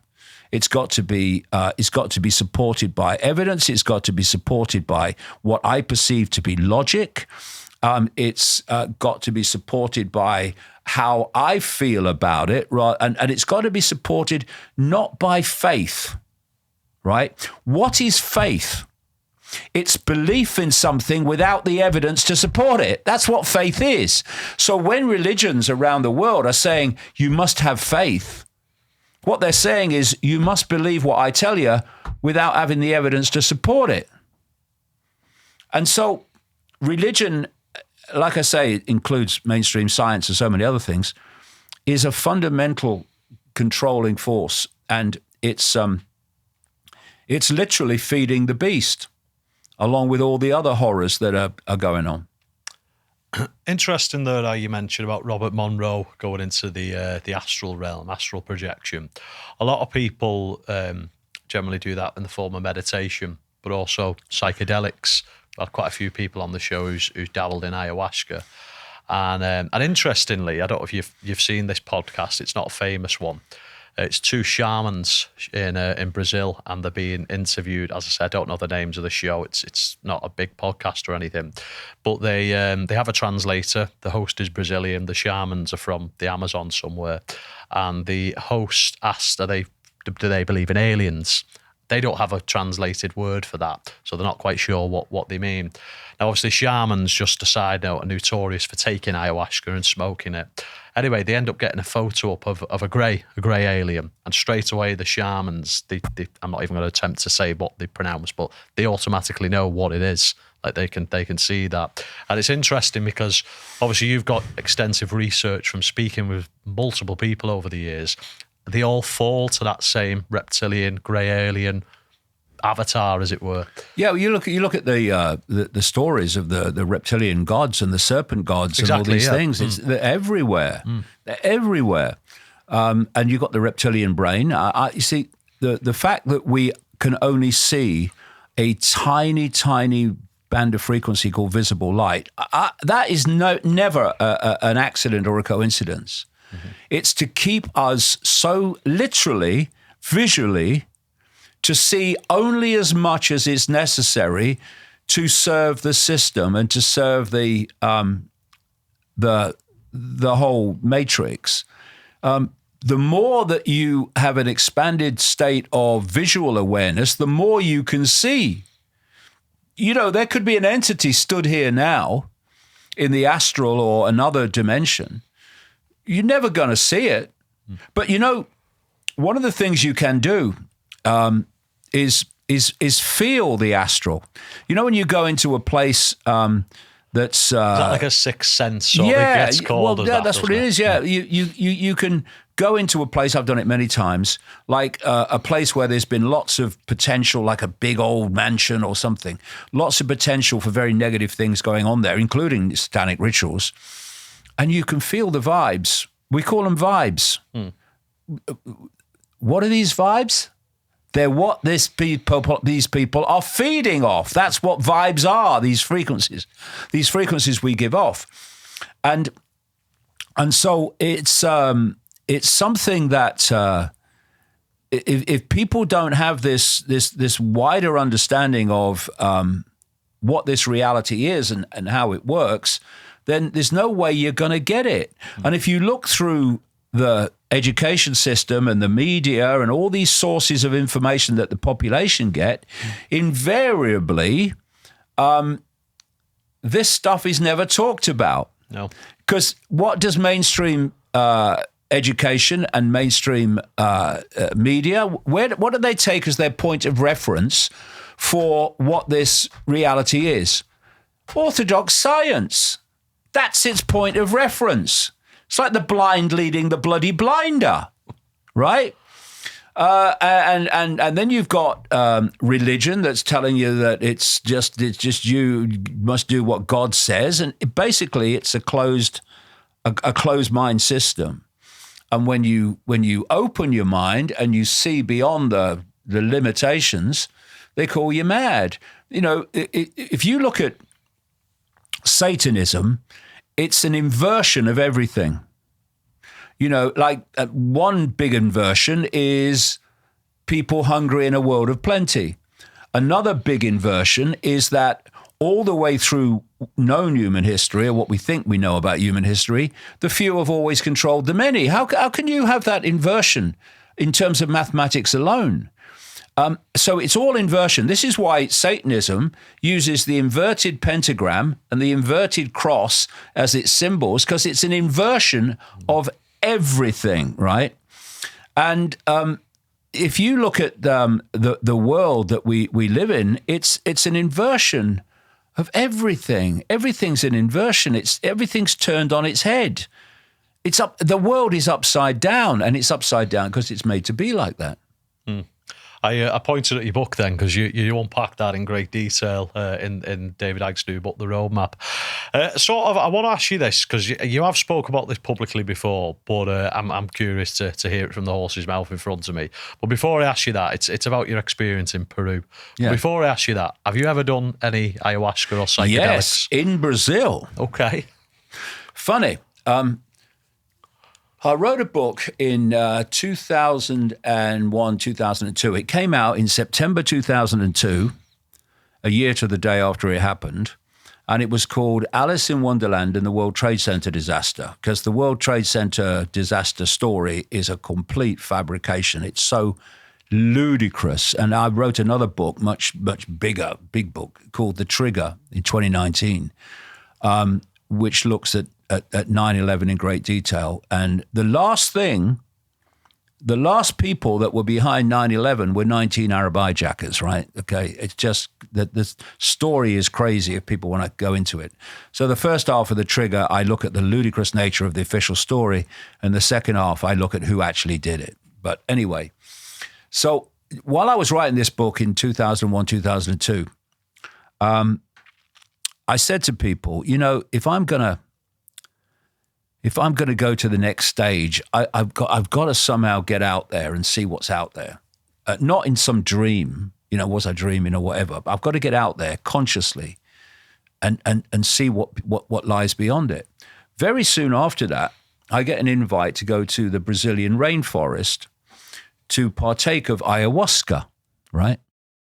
And they brought in some Brazilian religious people as cover, because the law allows them to take ayahuasca, and to oversee ceremonies and stuff.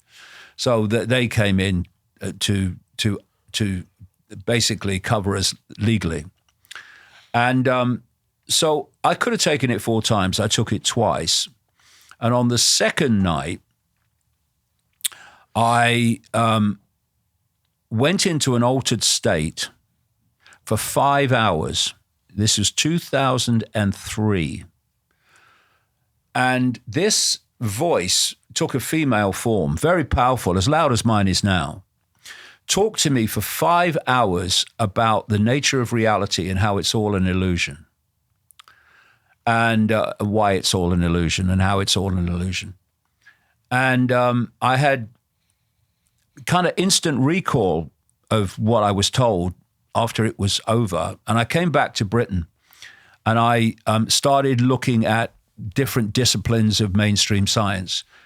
And I found that if they only frickin' talk to each other, instead of competing and for funding and prestige or whatever, they'd realize that if they put the dots together, they've already sussed a great deal about what reality is. And it's not what we're told it is. It's not what they're saying it is.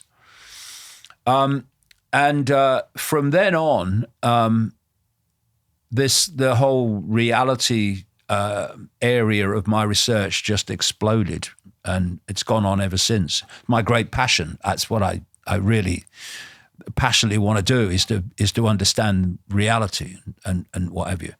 So that was a very pivotal time for me, that 5 hours, in which so much was explained to me that has turned out to be true.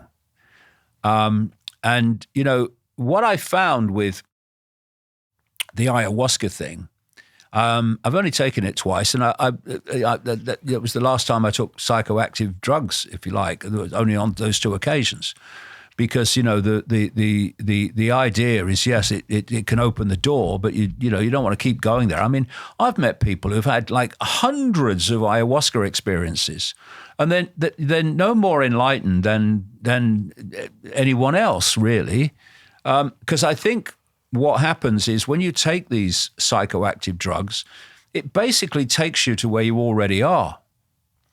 So some of the people, there was a big group of people in this roundhouse in the middle of the rainforest near a place called Manaus, about an hour and a half from Manaus in Brazil. And a lot of them, significant number anyway, had really bad trips, as they say. They had nightmare experiences on ayahuasca. I had a fantastic experience, and it takes you where you already are, I think, and it just opens the channels to where you already are, but another level of where you already are, not the level that you're aware of, but beyond into the greater self, if you like. I've never touched it. It is something I want to experience. And I always say to people when I caveat that, well, the same way I have done a skydive, I've experienced that, similar to what you've just alluded to there. I'm not then going to skydive every other week. Yeah. You know, you just do it the one time. Yeah. The interesting thing about ayahuasca is you take it. It takes about an hour to kick in. And when you close your eyes, you're in another reality. Mm-hmm. When you open your eyes, you're back in this one, right? The point being, your eyes don't want to stay open. Your eyes keep shutting because you don't want to. Something is closing them. Anyway, it's fascinating when you go into another level of reality. Anyway, so you really don't want to just be back in this one. But when you open your eyes, you are back in this one, and then but your eyes don't want to stay open. They want to close, and that takes you into another reality. It's a fascinating experience. No. Definitely on the bucket list. I mentioned before I asked you that about your experience in Peru. So I'm doing a lot of research on Peru at the moment. So yeah, I want to hear it, kind of the full shebang. Was it an out of body experience? Would you call it? Or I don't know really. It was a transformative experience. What happened was, if I pick the story up when after I'd seen Betty Shine. In the March of 1990, I then went on this extraordinary synchronistic journey of meeting lots of psychics. The only one I went to see consciously was Betty Shine. But after that, if you wanted to meet a professional psychic, you should have just followed me around for about three months, because I just kept bumping into them. You know, what do you do? Oh, I'm a psychic. Oh, really? Not a bloody another one. But there was a a common theme that was emerging. And anyway, so I wrote a book called Truth Vibrations around the year of 1990, and that went to press in around the end of the year. And then I got this overwhelming feeling I had to go to Peru. Never been to Peru, never been to South America. And so it was a situation where suddenly Peru was everywhere. So I'd walk down the street and I'd look in a travel agent shop, and there'd be a display, holidays in Peru. And Peru was everywhere. I'd turn the telly on and it would be like a documentary on Peru or something. So I took the hint and I got on a plane and I went to Peru purely on intuition. And it was an interesting thing because I arrived at Lima Airport in the very, very early morning, like 5 o'clock or something. And I get my luggage and I'm standing there and I'm thinking, where the hell now?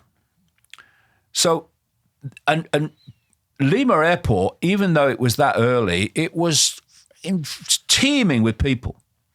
And this bloke comes through the crowd to me and says, where you go? I said, and I looked up at the board and all the flights, and I saw one. It said Cuzco. It's in the Andes, about an hour's flight away. And I said, well, Cuzco. He said, you have hotel, you have ticket? I said, no. He said, I get you ticket and hotel, right? So he's obviously on one of them. So I follow him through this crowd. I got nowhere else to go. I don't know where I'm going. I had heard of Cuzco, and I thought about, well, maybe Cuzco. But when I look up, and Cuzco is on the screen, and it's leaving very shortly. So I go to the check-in, and it's a long queue. And being British, you go to the back of the queue, right?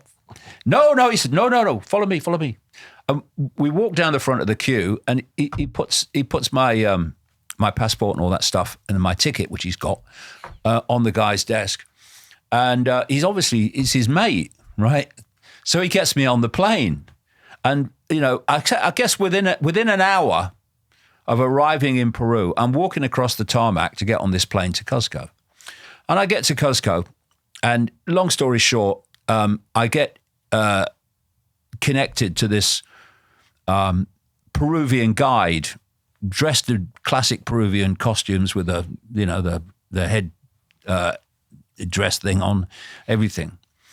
And so I go round to his house on the morning that he's going to start taking me all over Peru to Machu Picchu and all these places.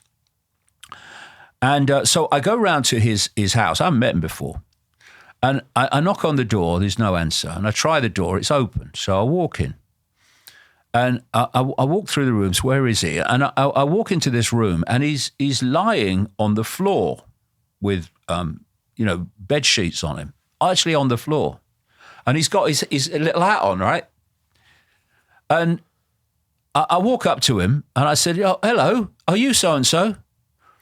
And he said to me, not, hello, how are you? Nice to meet you. Look forward to, he said, do you have any dreams last night? Right? What? And funnily enough, I'd had a technicolor dream of one of these two front teeth falling out. I told him. He said, that's usually symbolic of your father or grandfather dying. I thought, well, this guy's going to be a bunch of frickin' laughs. I didn't know at the time, because in those days, once you get out of Lima, it was very difficult communications. My father died while I was there back in Britain. So we go around Peru, amazing things I saw, and we end up at a place called Puno in Peru, near Lake Titicaca, the highest navigable lake in the world. And he's booked us, I didn't know anything about it, he's booked us in this hotel called the Siustani Hotel. And Siyustani was named after what they call it, an Inca burial site. But any time ancients put two stones on top of each other, it's a burial site, isn't it? Really? Maybe it had other reasons. I don't really think. And anyway, so there's pictures of this Siyustani Inca site all over the hotel for obvious reasons. And I said to this guy, I said, I want to go there. I want to go there tomorrow. He said. He explained why it wasn't possible unless I spent lots of money. I thought, he's okay. So we get in this, like they call them taxis, but actually it's like a van with windows. And we go off to Siyustani, which is, I don't know, half an hour away, something like that. And it's a beautiful place.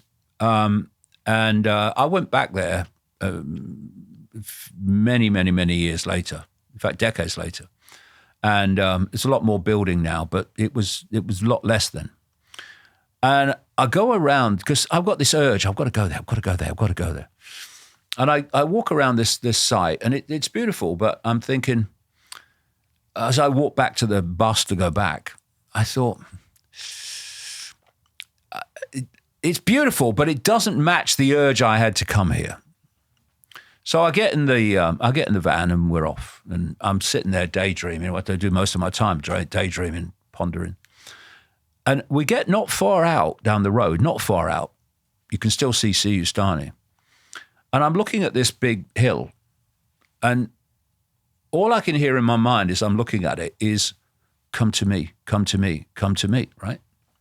So I'm thinking, I'm not that long after.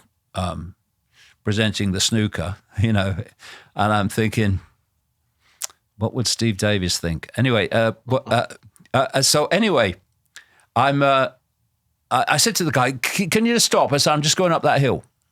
So the guide's there and the guy driving the bus, just me and me. So I go up and I get up there, and there's like the stones and what have you, like a circle of stones. And I stand there, and what then started happening was just like the newsagent with Gareth, and then some. Suddenly, I felt my feet being pulled to the ground again, and then I felt like an energy coming down through my head and into the ground through my feet, and another one coming back like that. And then my arms went up at like 45 degrees and stayed there for what must have been 45 minutes or so. And there wasn't a problem for me until what I'm about to describe ended, and then my shoulders are agony. But then this very clear, well, it wasn't a voice, again, it was a thought form went through my head. It said, they'll be talking about this 100 years from now. And I'm thinking, talking about what? And then it said, it will be over when you feel the rain. Now, I'm looking up at a cloudless Peruvian sky, a red nose and the sun. And that line sounded insane.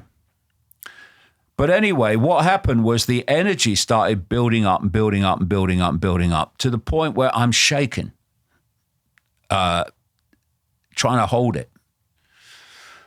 And I could see over, there was a lake, and I could see over to distant mountains there. And what it was like was, when you're driving a car and you don't know where the last 2 miles has gone or 3 miles has gone, your subconscious has been driving the car, thank goodness. When it was like that, you would come back to conscious awareness, and then you go. And one of the times I came back, I realized that over the distant mountains, there was a light gray mist, and it got darker very quickly. And I thought, shit, it's raining. And I watched this storm come out of the mountains towards me. And it was like, if I described this or put it in a B movie, they'd say, this is a B movie, innit? It's ridiculous, but it happened. So I'm looking at this. You know, people talk about whether people talk about a front coming across. It was like a straight line of stair rod rain, and it's coming towards me. By this time, I'm shaking like crazy, trying to hold this energy, and then the energy hit me. The rain hit me. I'm instantly soaked because it's torrential rain. And the moment the rain hit me, the energy stopped. And I went down to the bus, and I had a crystal with me, about that big quartz crystal. What's happening is energy is pouring out of my hands and pouring out of my feet still. And I was trying to take the energy out of this with this crystal. And funnily enough, when I left television and went on this journey, I wasn't earning anything, right?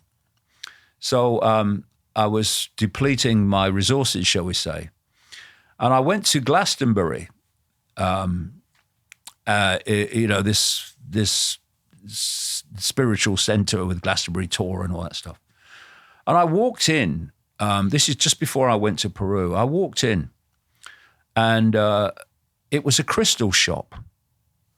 And there's all these fantastic crystals everywhere. And there's just me in the shop and the guy behind the counter who's running it. And I'm looking at it. And he walks around the counter, and he picks up this massive quartz crystal. And he said, "I think you're going to need that." And I said, "No, mate, I can't afford that. No, I can't afford that." No, he said, "Take it. You can need that." And that was the crystal in the bus that I was holding to take this stuff out, this energy out, or trying to. And then that night I couldn't sleep because energy was still coming out of my feet, funnily enough. And from then on, things dramatically changed. Within a few weeks, I was on the Rogan show. I wasn't aware that Peru experience was very close to the Wogan show. Yeah, just for before, some reason, I thought it was after Wogan. So no, apologies. that happened in the February of 1991, and I think it was in the May that I was on the Wogan show. Oh, okay. So and what happened, mate, was after that experience in Peru, I was kind of okay for a while, and then I got hit by something, like maybe a week, 2 weeks later. And it was like, I've described it as like pressing too many keys on a computer too quickly, and the computer goes, can't process. I'm freezing. Thank you. And that's what happened to me. By the time the Wogan show came around, there was a period of about 3 months following Peru and including the Wogan show, where if you'd have asked me my name, I'd had to check. And what it was like is, I've described it as like living your life in a bubble, and within the bubble is your sense of reality. And someone comes along, doesn't tell you, doesn't warn you, but pops the bubble. And suddenly concepts were pouring into my mind, my conscious mind and things. And I couldn't process it, and it kind of froze. And so for 3 months, I'm like, what's going on? And of course, I was subject to massive ridicule as a result of all of this. And then, was it one day? It was very, very quickly. It was like, shh, the computer unfroze. And people were saying to me, who I knew, they were saying, look, I thought you'd gone mad, Dave. You seem like the same Dave I have always known. And I was outwardly, because the computer had unfroze. But I weren't really, because the way I saw the world had completely changed. And that was when the whole synchronicity of my life and the unfolding of the the story I've been telling, that's when it really, really got underway, was after that. Interesting, fascinating, and cheers for sharing that, David. I have to ask you this because we speak about this a lot on various podcasts, and I'm not sure if you've spoke about it publicly, but I'd love to get David Icke's take.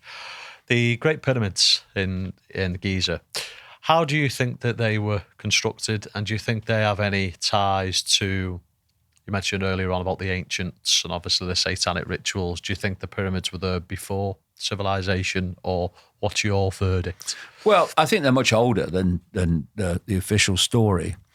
And, you have this idea, I mean, this is a really massive subject because we're dealing with a matrix, a simulation.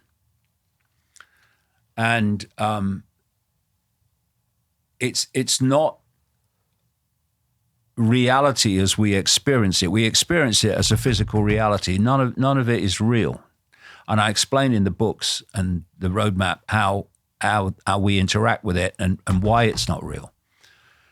But there's also, and this is kind of relevant to present times, there's also resets or great resets of this simulation.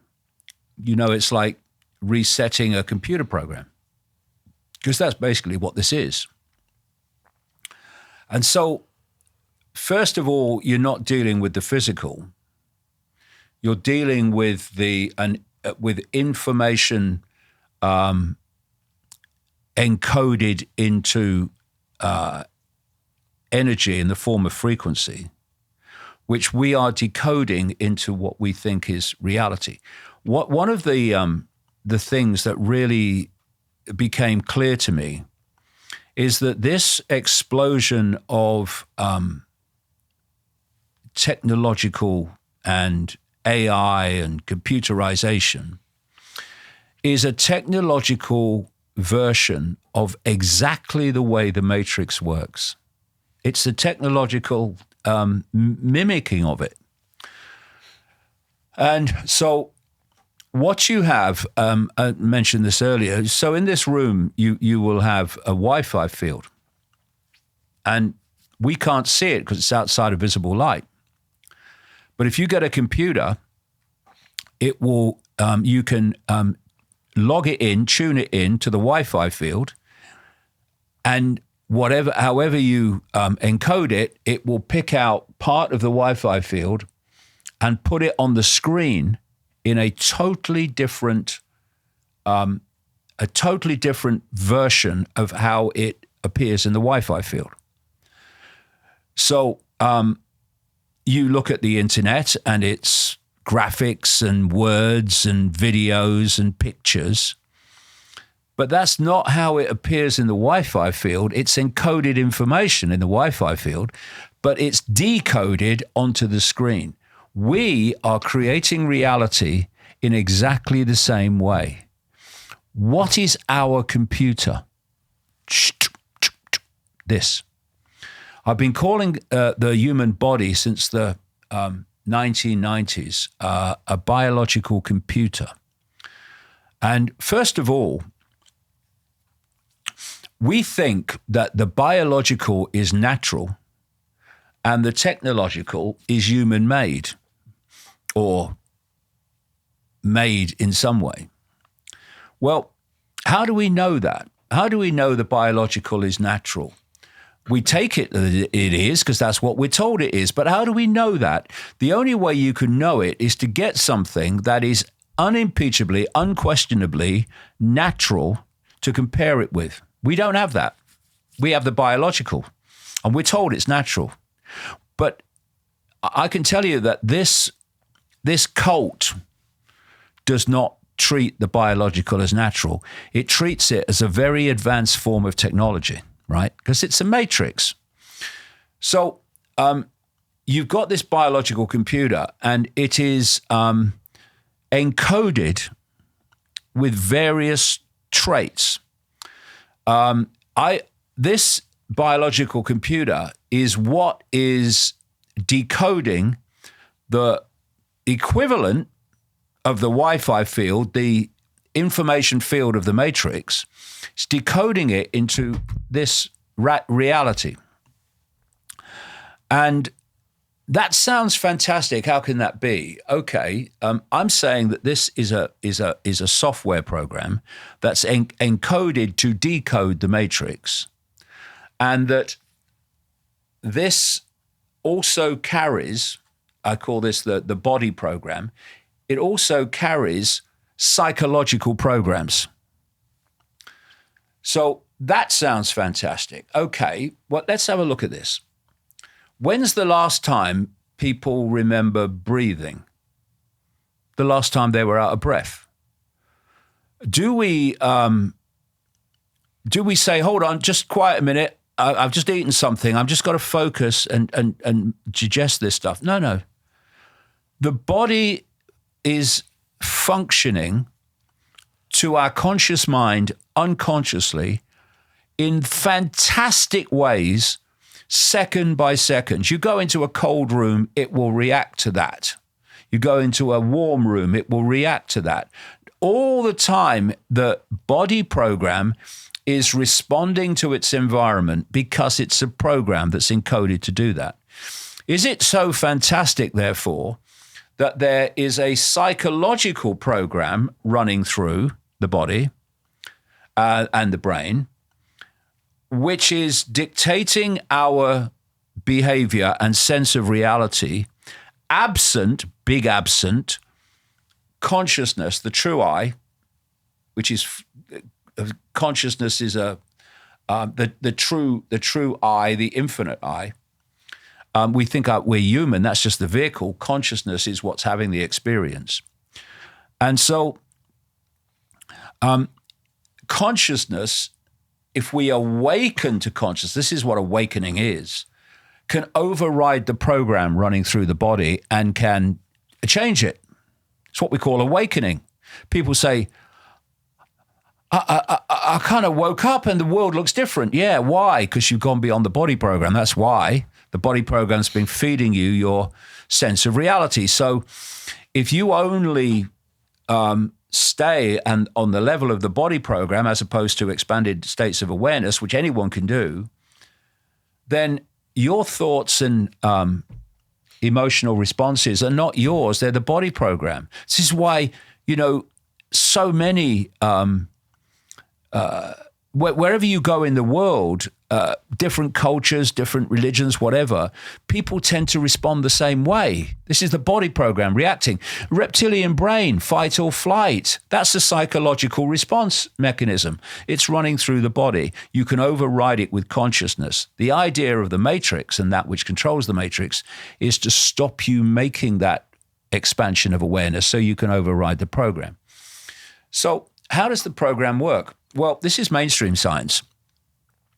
What I'm saying about the matrix field is it's a frequency field, a wave field of information.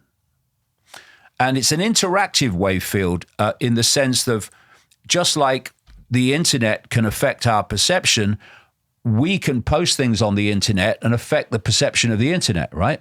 And it's the same thing. It's an interaction. But the dominant force is the matrix field itself and the body program, right? So this is mainstream science. The five senses, which is how we interact with this matrix information field, they work in the same way. I'll come to the ears because that's a classic example of what I'm saying. They are tapping in and picking up frequency information. They're changing it into electrical information and they're feeding it to the brain.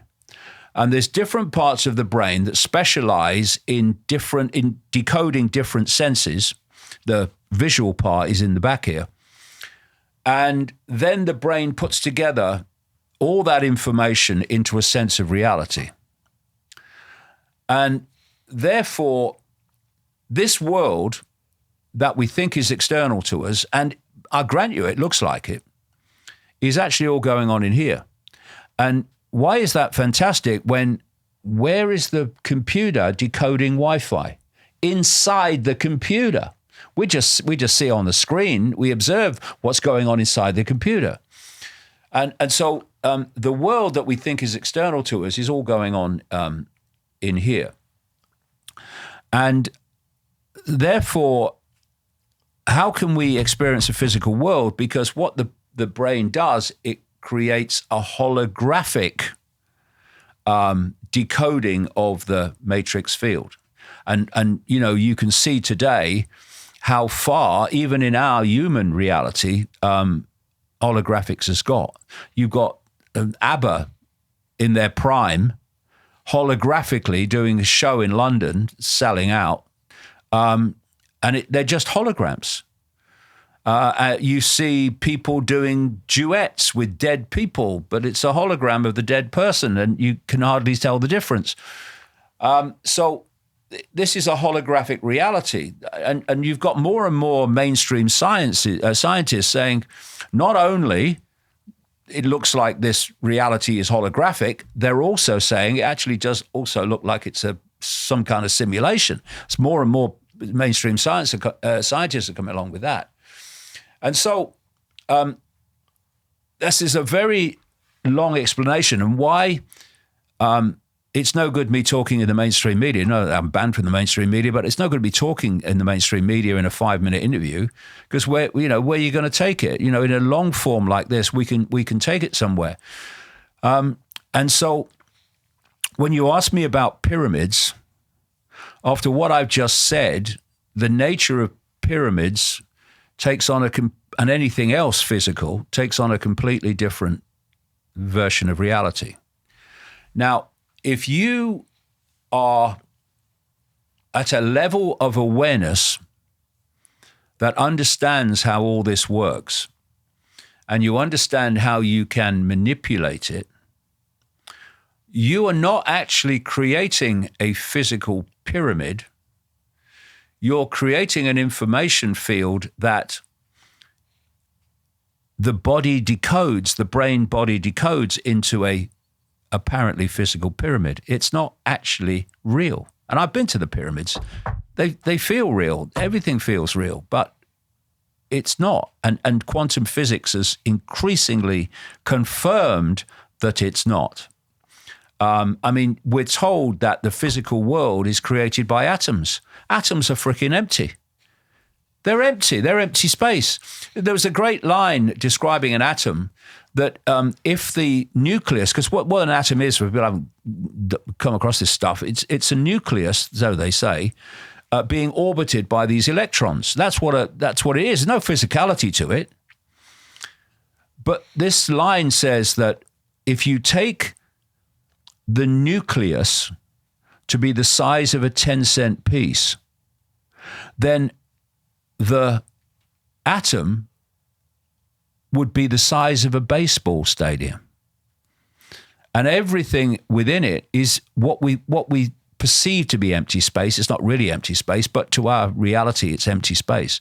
Now, something that's not physical, an atom, cannot create a physical world. It's all an illusion. It's a holographic reality.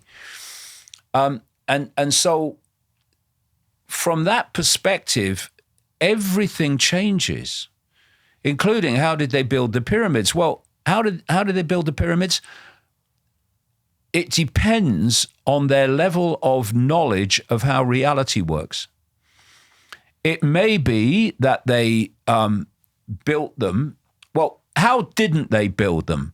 They didn't build them by bloody slaves pulling bloody rocks. I mean, I've been there. I mean, you look at them and you go, slaves pulled these up ramps. Nah, right? It's ridiculous. You just got to look at it. It's ridiculous. You know, I've seen walls, ancient walls in Peru, just above Cuzco, a place called Sexy Woman, it's called, funnily enough. And the walls are made of these enormous freaking stones, and you can't get a cigarette paper between them, even though they're all different shapes. Primitive people did that.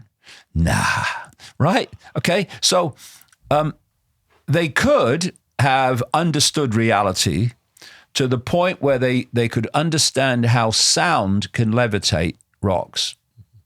You know, they could have done it that way. Or they could have done it in a completely different way. And the pyramids could be what they are, never mind what they could be, but maybe they were created like this. We don't know, because we don't know the level of awareness at that time. They could be a field of information which we are decoding into the pyramids, as we're decoding everything into the pyramids. You see, the thing is, I'm looking around this room and I'm seeing a wall and I'm seeing a door and I'm seeing you and I'm seeing cameras, I'm seeing a table, and everything between the forms, to me, to you, is empty space. It's not. It's infinite reality outside of visible light. And so everything that we think is real is not. And once this starts to dawn on you, explanations of things like pyramids, well, they can take on a completely different completely different sense of how it was done, because what we're told by mainstream education, etc., is that the human evolution has gone like that. What they call human evolution has gone like that. And so wherever we are in the modern world must be, by definition, the cutting edge of human knowledge. Absolute crap. Have you ever been to Egypt? I've not. I'm hopefully going this year. So. Right. Well, I tell you, go to the pyramids, and this is a great thing about the pyramids. They're always shot one way, right? So they shoot them that way because the background is desert, right? Well, they shoot them that way because when you turn around, absolutely like yards away is the great sprawl of Cairo, right? And when you look at Cairo today, and then you look at the pyramids, Cairo, pyramids, the idea that human evolution only goes forward is ridiculous, right? So what you see, and you see all these ancient wonders that we would struggle, even if we could even build today, from the, apparently, they tell us, far ancient world. You've come across this whole concept of Tartaria with these, I mean, you look at these fantastic cathedrals, and you look at these fantastic buildings, these intricate buildings, these extraordinary, wonderful buildings. And we're told they were built at a time when people had no technology. They were going up and down in horses and carts. Ridiculous. So history, it's like Orwell said, he who controls the past controls the present, and he who controls the present controls the future, or worse to that effect. In other words, if you can control history and you can give people a perception of where we've come from, you can dictate their perception of the now, right? There's only the now, actually. But and so when we look at history, we're feeling it and we're seeking to uncover it, but we must always do that with the understanding of, as was it Ford said, history is bunkum, that history has been manipulated, and the version of history has been manipulated. So you can't be dogmatic about it. And we're always finding out more about how history was distorted and what the real history was. So it's very clear that there has been high points of human knowledge, and then the loss of that knowledge and our potential has fallen.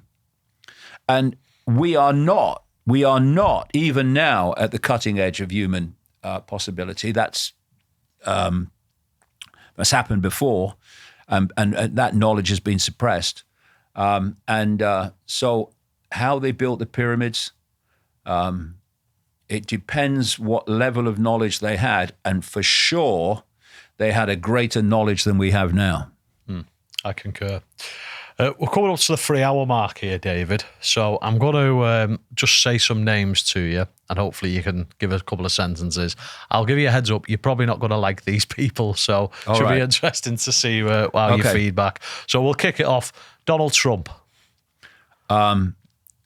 Imbecile. Narcissistic, malignant narcissistic psychopath. Gopher.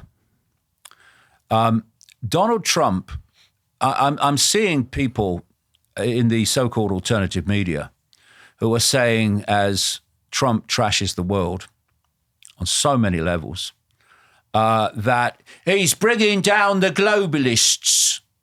He's bringing down the new world order. No, he's not. No, he's not. He's been put in there as a gopher. And I said this, I got so much abuse during his election campaign in 2024 by saying this guy's, well, I've been saying it since 2016, actually. This guy's a fraud. He's telling you what you want to hear. He's not going to do it. And he's going to follow the agenda. And he's going to follow it in two ways.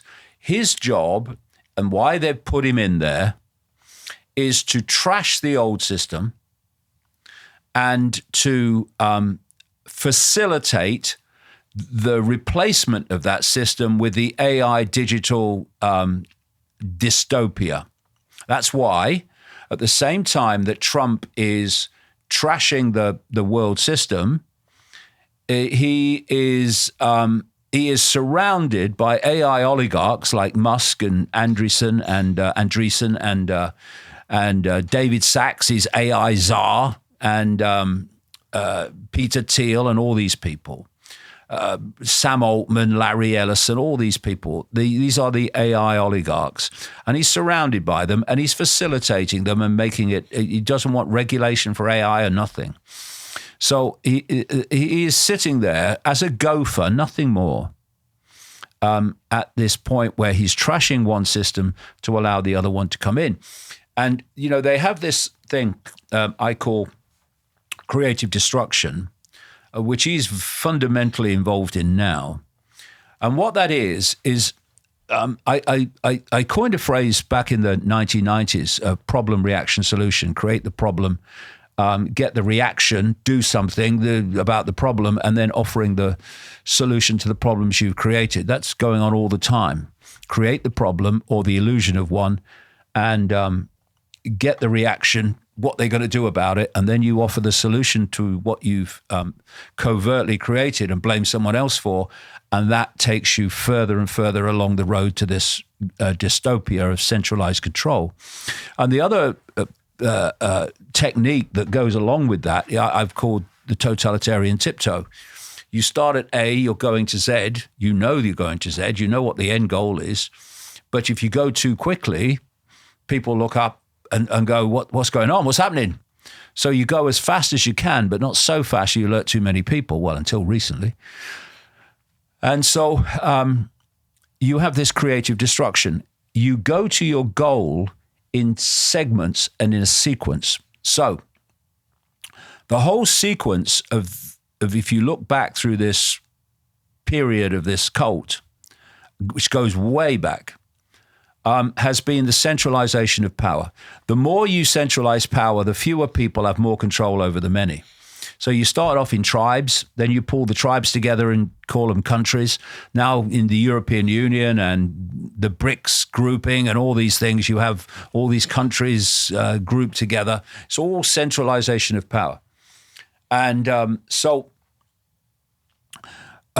what you do is, let's pick it up just before the First World War. The world was in a certain state before the First World War, and the countries were laid out in a certain way. There was a lot more diversity in the world then. Then you had the First World War. And if you want to transform a society or a world, a war is perfect. So after the First World War, you had the Versailles Peace Conference where they decided how the world was going to be, kind of lined off in various countries, not least in the Middle East. The world, in other words, was completely different to how it was before the war started. You then went into the Great Depression, which transformed the whole and trashed the former economic situation. And then you went immediately into the Second World War, which, and what you're doing is you're having status quos trashed, a new status quo imposed, status quo crashed, new status quo imposed.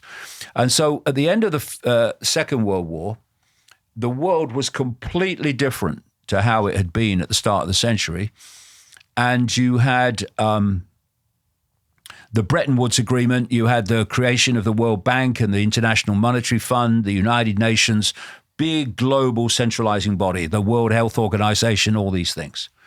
So I was born in 1952, 7 years after the Second World War.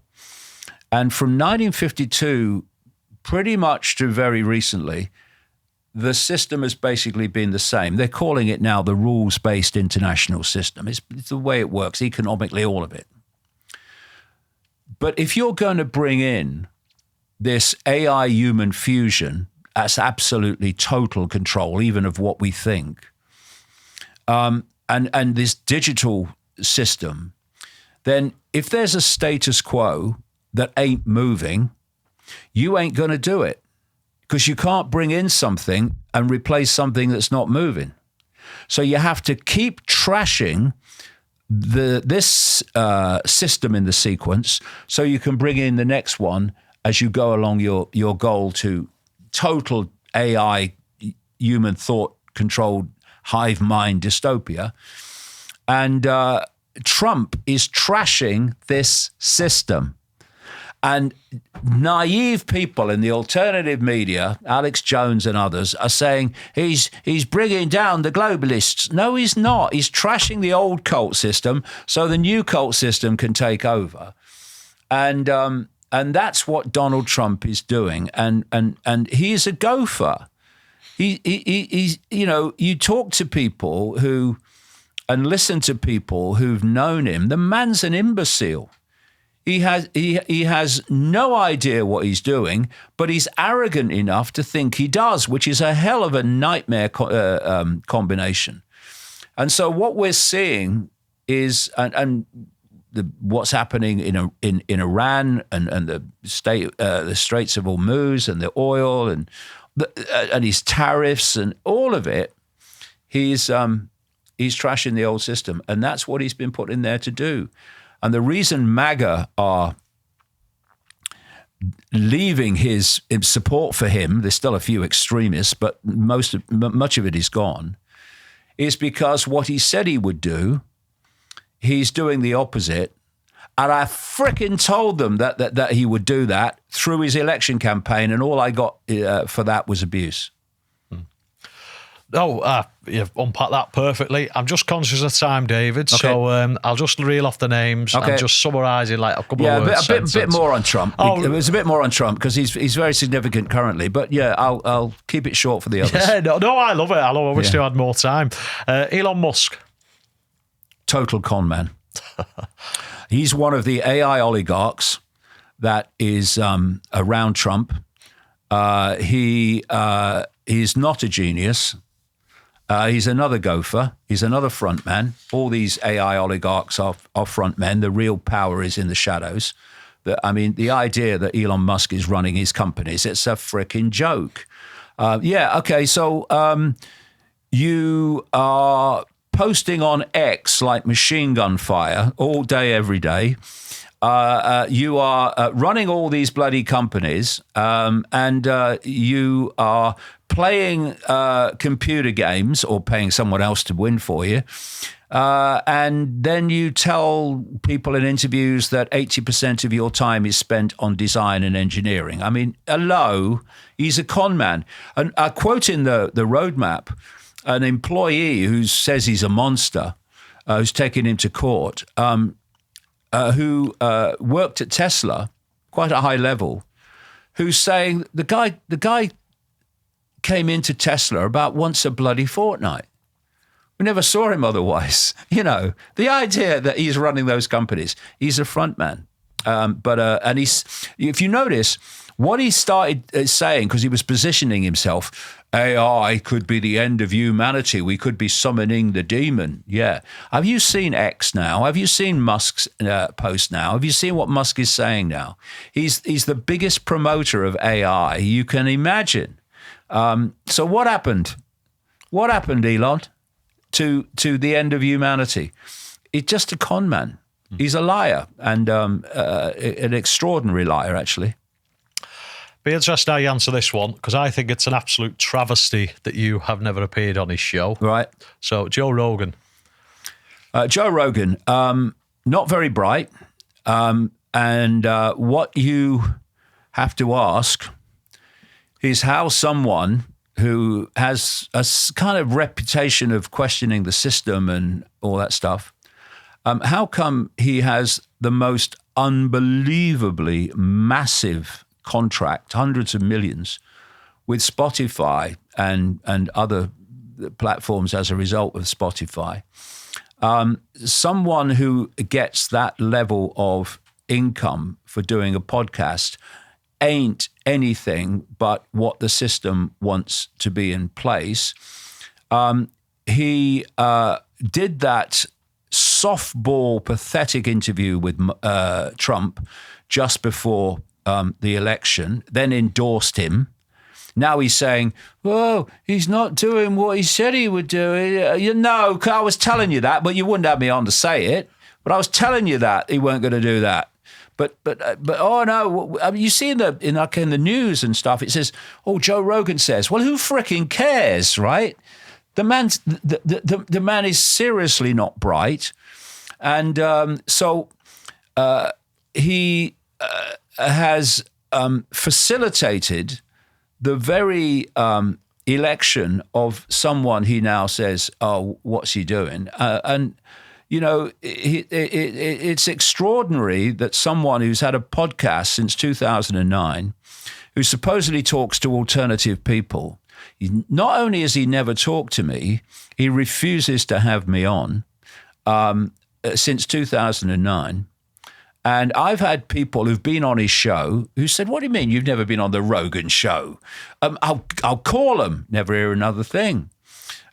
There's a reason that he won't have me on. There's a reason that Tucker Carlson won't have me on. Well, while you brought him up, Tucker's next on the list. Yeah. So. I tell you, the thing is that if you are obsessed with a religion and its story, you're never going to uncover what's really happening because of this box I talked about. You're not going to go into those areas that challenge your religious belief. And Tucker Carlson has a really big religious belief. And I remember he was talking to some students at a university. And one guy came on and he was challenging him on some things, which was kind of upsetting him. And the guy basically said words to the effect of, "Oh, calm down, geez." And Tucker Carlson says, basically, you're insulting my belief system, my religion. You know, because he said, "Geez," you know. And so I'm not talking to you anymore. I'm not talking to you anymore. And you go, "What are you talking about?" You know, you're so welded to your religion that someone says, "Geez," and you won't talk to them because you think it's an insult to your bloody religious belief. And you call yourself an alternative kind of journalist. So I'm not saying there's not some good things that he says, but while you are controlled by a religious belief, you're never going to uncover what's happening because you won't go there. Mm-hmm. sort of segue nicely into Benjamin Netanyahu. Well, I was going to say psychopath, except that it's not enough, really. I talk about this global cult. He is a massive frontman for this cult, but he's still a gopher, but he's a massive frontman. And Israel has been created, not least by the House of Rothschild, to be a point of the spear in demolishing the old order and introducing a new one. Because, I don't know whether you know, but Israel is basically, although it's a tiny country, it's up there with Silicon Valley in terms of development of AI and the whole computer system, digital system. And if you look at the wars, the conflict, the slaughter that man has been involved in, he's a satanic, demonic, super psychopathic entity. And Trump, who is a gopher below him in the hierarchy, even if Trump is in the hierarchy at all, Netanyahu is leading that attack on Iran, not Donald Trump. And lastly, Tommy Robinson. What you have is, if you are going to control a population, you have to divide them. And so, like I said earlier, you put people in different belief systems and you play them off against each other. Tommy Robinson is a front man for representing a certain belief system. He calls himself Christian. I have to laugh every time I do, just as I laugh every time Donald Trump says he's a Christian. But he's representing a certain view, and that is being played off against another view, which is the Muslim world. And that's not to say Tommy Robinson all bad and Muslim all good. No, they're both responsible for the divide and rule, both of them. But Tommy Robinson's big thing, which sends the alarm bells off for me, is that he is, first of all, a massive Trump supporter. So he absolutely does not understand what's going on in the world. But more than anything, he's an extraordinary supporter of Israel and Netanyahu. And anyone that supports Trump and Netanyahu has completely lost the bloody plot. And I certainly don't think that overall that he's a positive thing at all, a positive force at all. I think he's someone who has who is a divisive figure rather than a unifying figure. And I can understand why people get behind him, because there are things happening in terms of the culture of Britain that seriously need addressing, because all that is by design.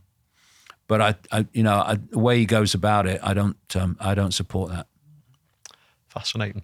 David, I've loved every second of this conversation. These 3+ hours have flew by.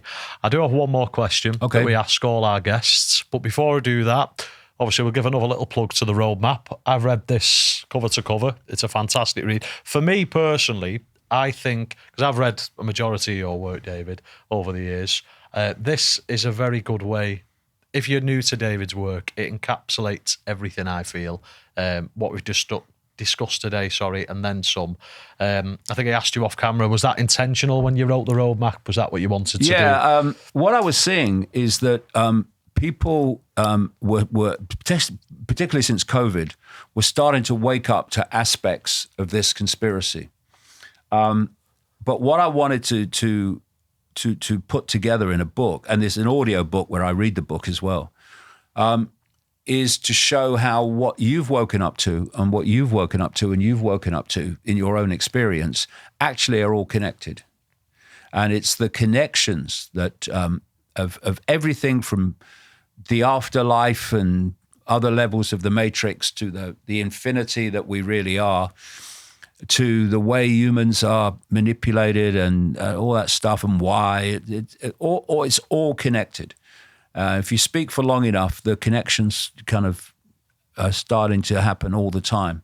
And I've specifically set out to put them all together there.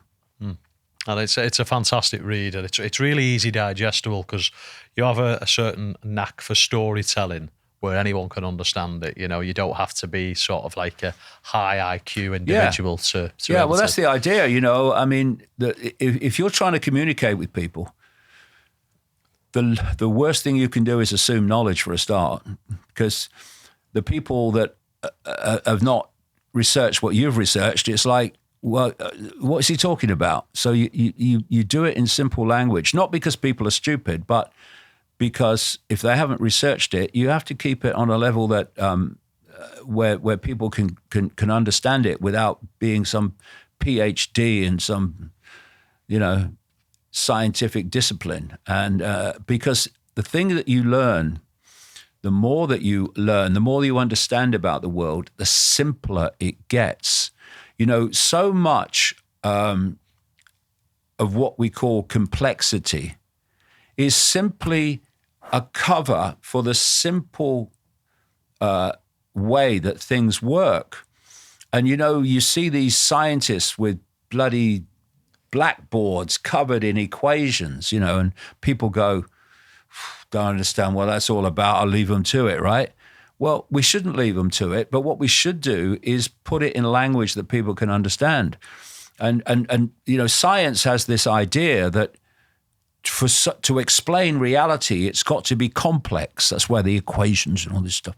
But actually, it's very simple, and that's how I lay it out. The last question we ask all our guests, David. So I'm going to put it to you. Really quite interested to see how you're going to articulate this. I'm sure it'll be a masterpiece, but it's, what does challenge mean to you? So what does challenge mean to David Icke? Challenge.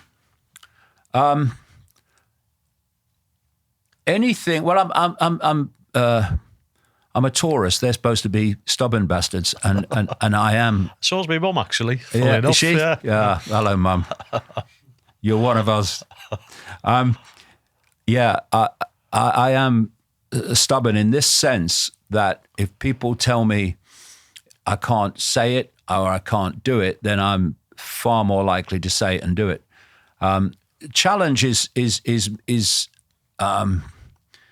you can fight something, and that's a challenge. I'm going to fight it, or you can deal with it another way and just not cooperate with it. So, you know, you can have a challenging fight with the government, or you can simply refuse to cooperate with the government. And the government authority in general, it in many ways wants you to challenge it directly, because it owns the aces, it owns the police force, it owns the law, it owns the courts, it owns the military. But the real power to overcome authority and to challenge authority is simply to not cooperate with it. So if someone comes out of the White House or Downing Street and says, we've had a discussion and this is what's going to happen, well, if enough people say we're not doing that, we're not doing it. No, we're not doing it. Where's the power? See, the thing about challenge is to realize where the power lies and where the power has always lay. With 8 billion people and a relative handful running the world, it's obvious where the power is. They do not have power over us. The power they have is the power we give to them in the form of acquiescence. So if someone comes out of the White House or Downing Street and says, this is how it's going to be, then if people say, oh, well, yeah, we better do it, you know, we can't not do it, the authority says, well, the few will control the many, and they'll go on controlling the many like they always have. If enough people say, we're not doing it, no, we're not doing it, I can see why you want us to do it, because it leads to more control of us, but we're not doing it. They have no power, if only we would realize it. And that's why they want to divide and rule us, so we're fighting each other and not them. But not to fight them. We don't need to fight them. We need to not cooperate with them, which is a different thing. And when we cease to cooperate with our own enslavement, we'll realize where the power always was with us, because fascism, communism, tyranny is never brought in by fascists and communists and tyrants, because there's never enough of them. It's brought in by the population acquiescing to the fascists, the communists, and the tyrants. And when we stop doing that, and it's like, it's not to challenge them, to fight them, it's to not cooperate with them. And that's what we need to do to, first of all, realize they had no power at all. Their power was in our acquiescence to what we thought was their power, which wasn't power at all. Got it. House of Cards comes down. David, they were laughing at you in the 90s. They're not laughing anymore, mate. They really aren't. And a lot of stuff that you've said has come to fruition.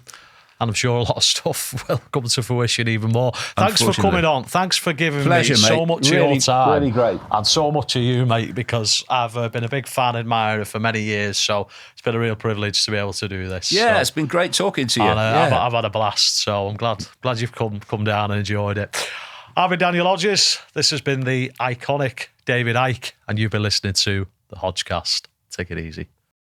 Well, folks, if you made it this far, I'm going to take a wild guess and say that you enjoyed that conversation.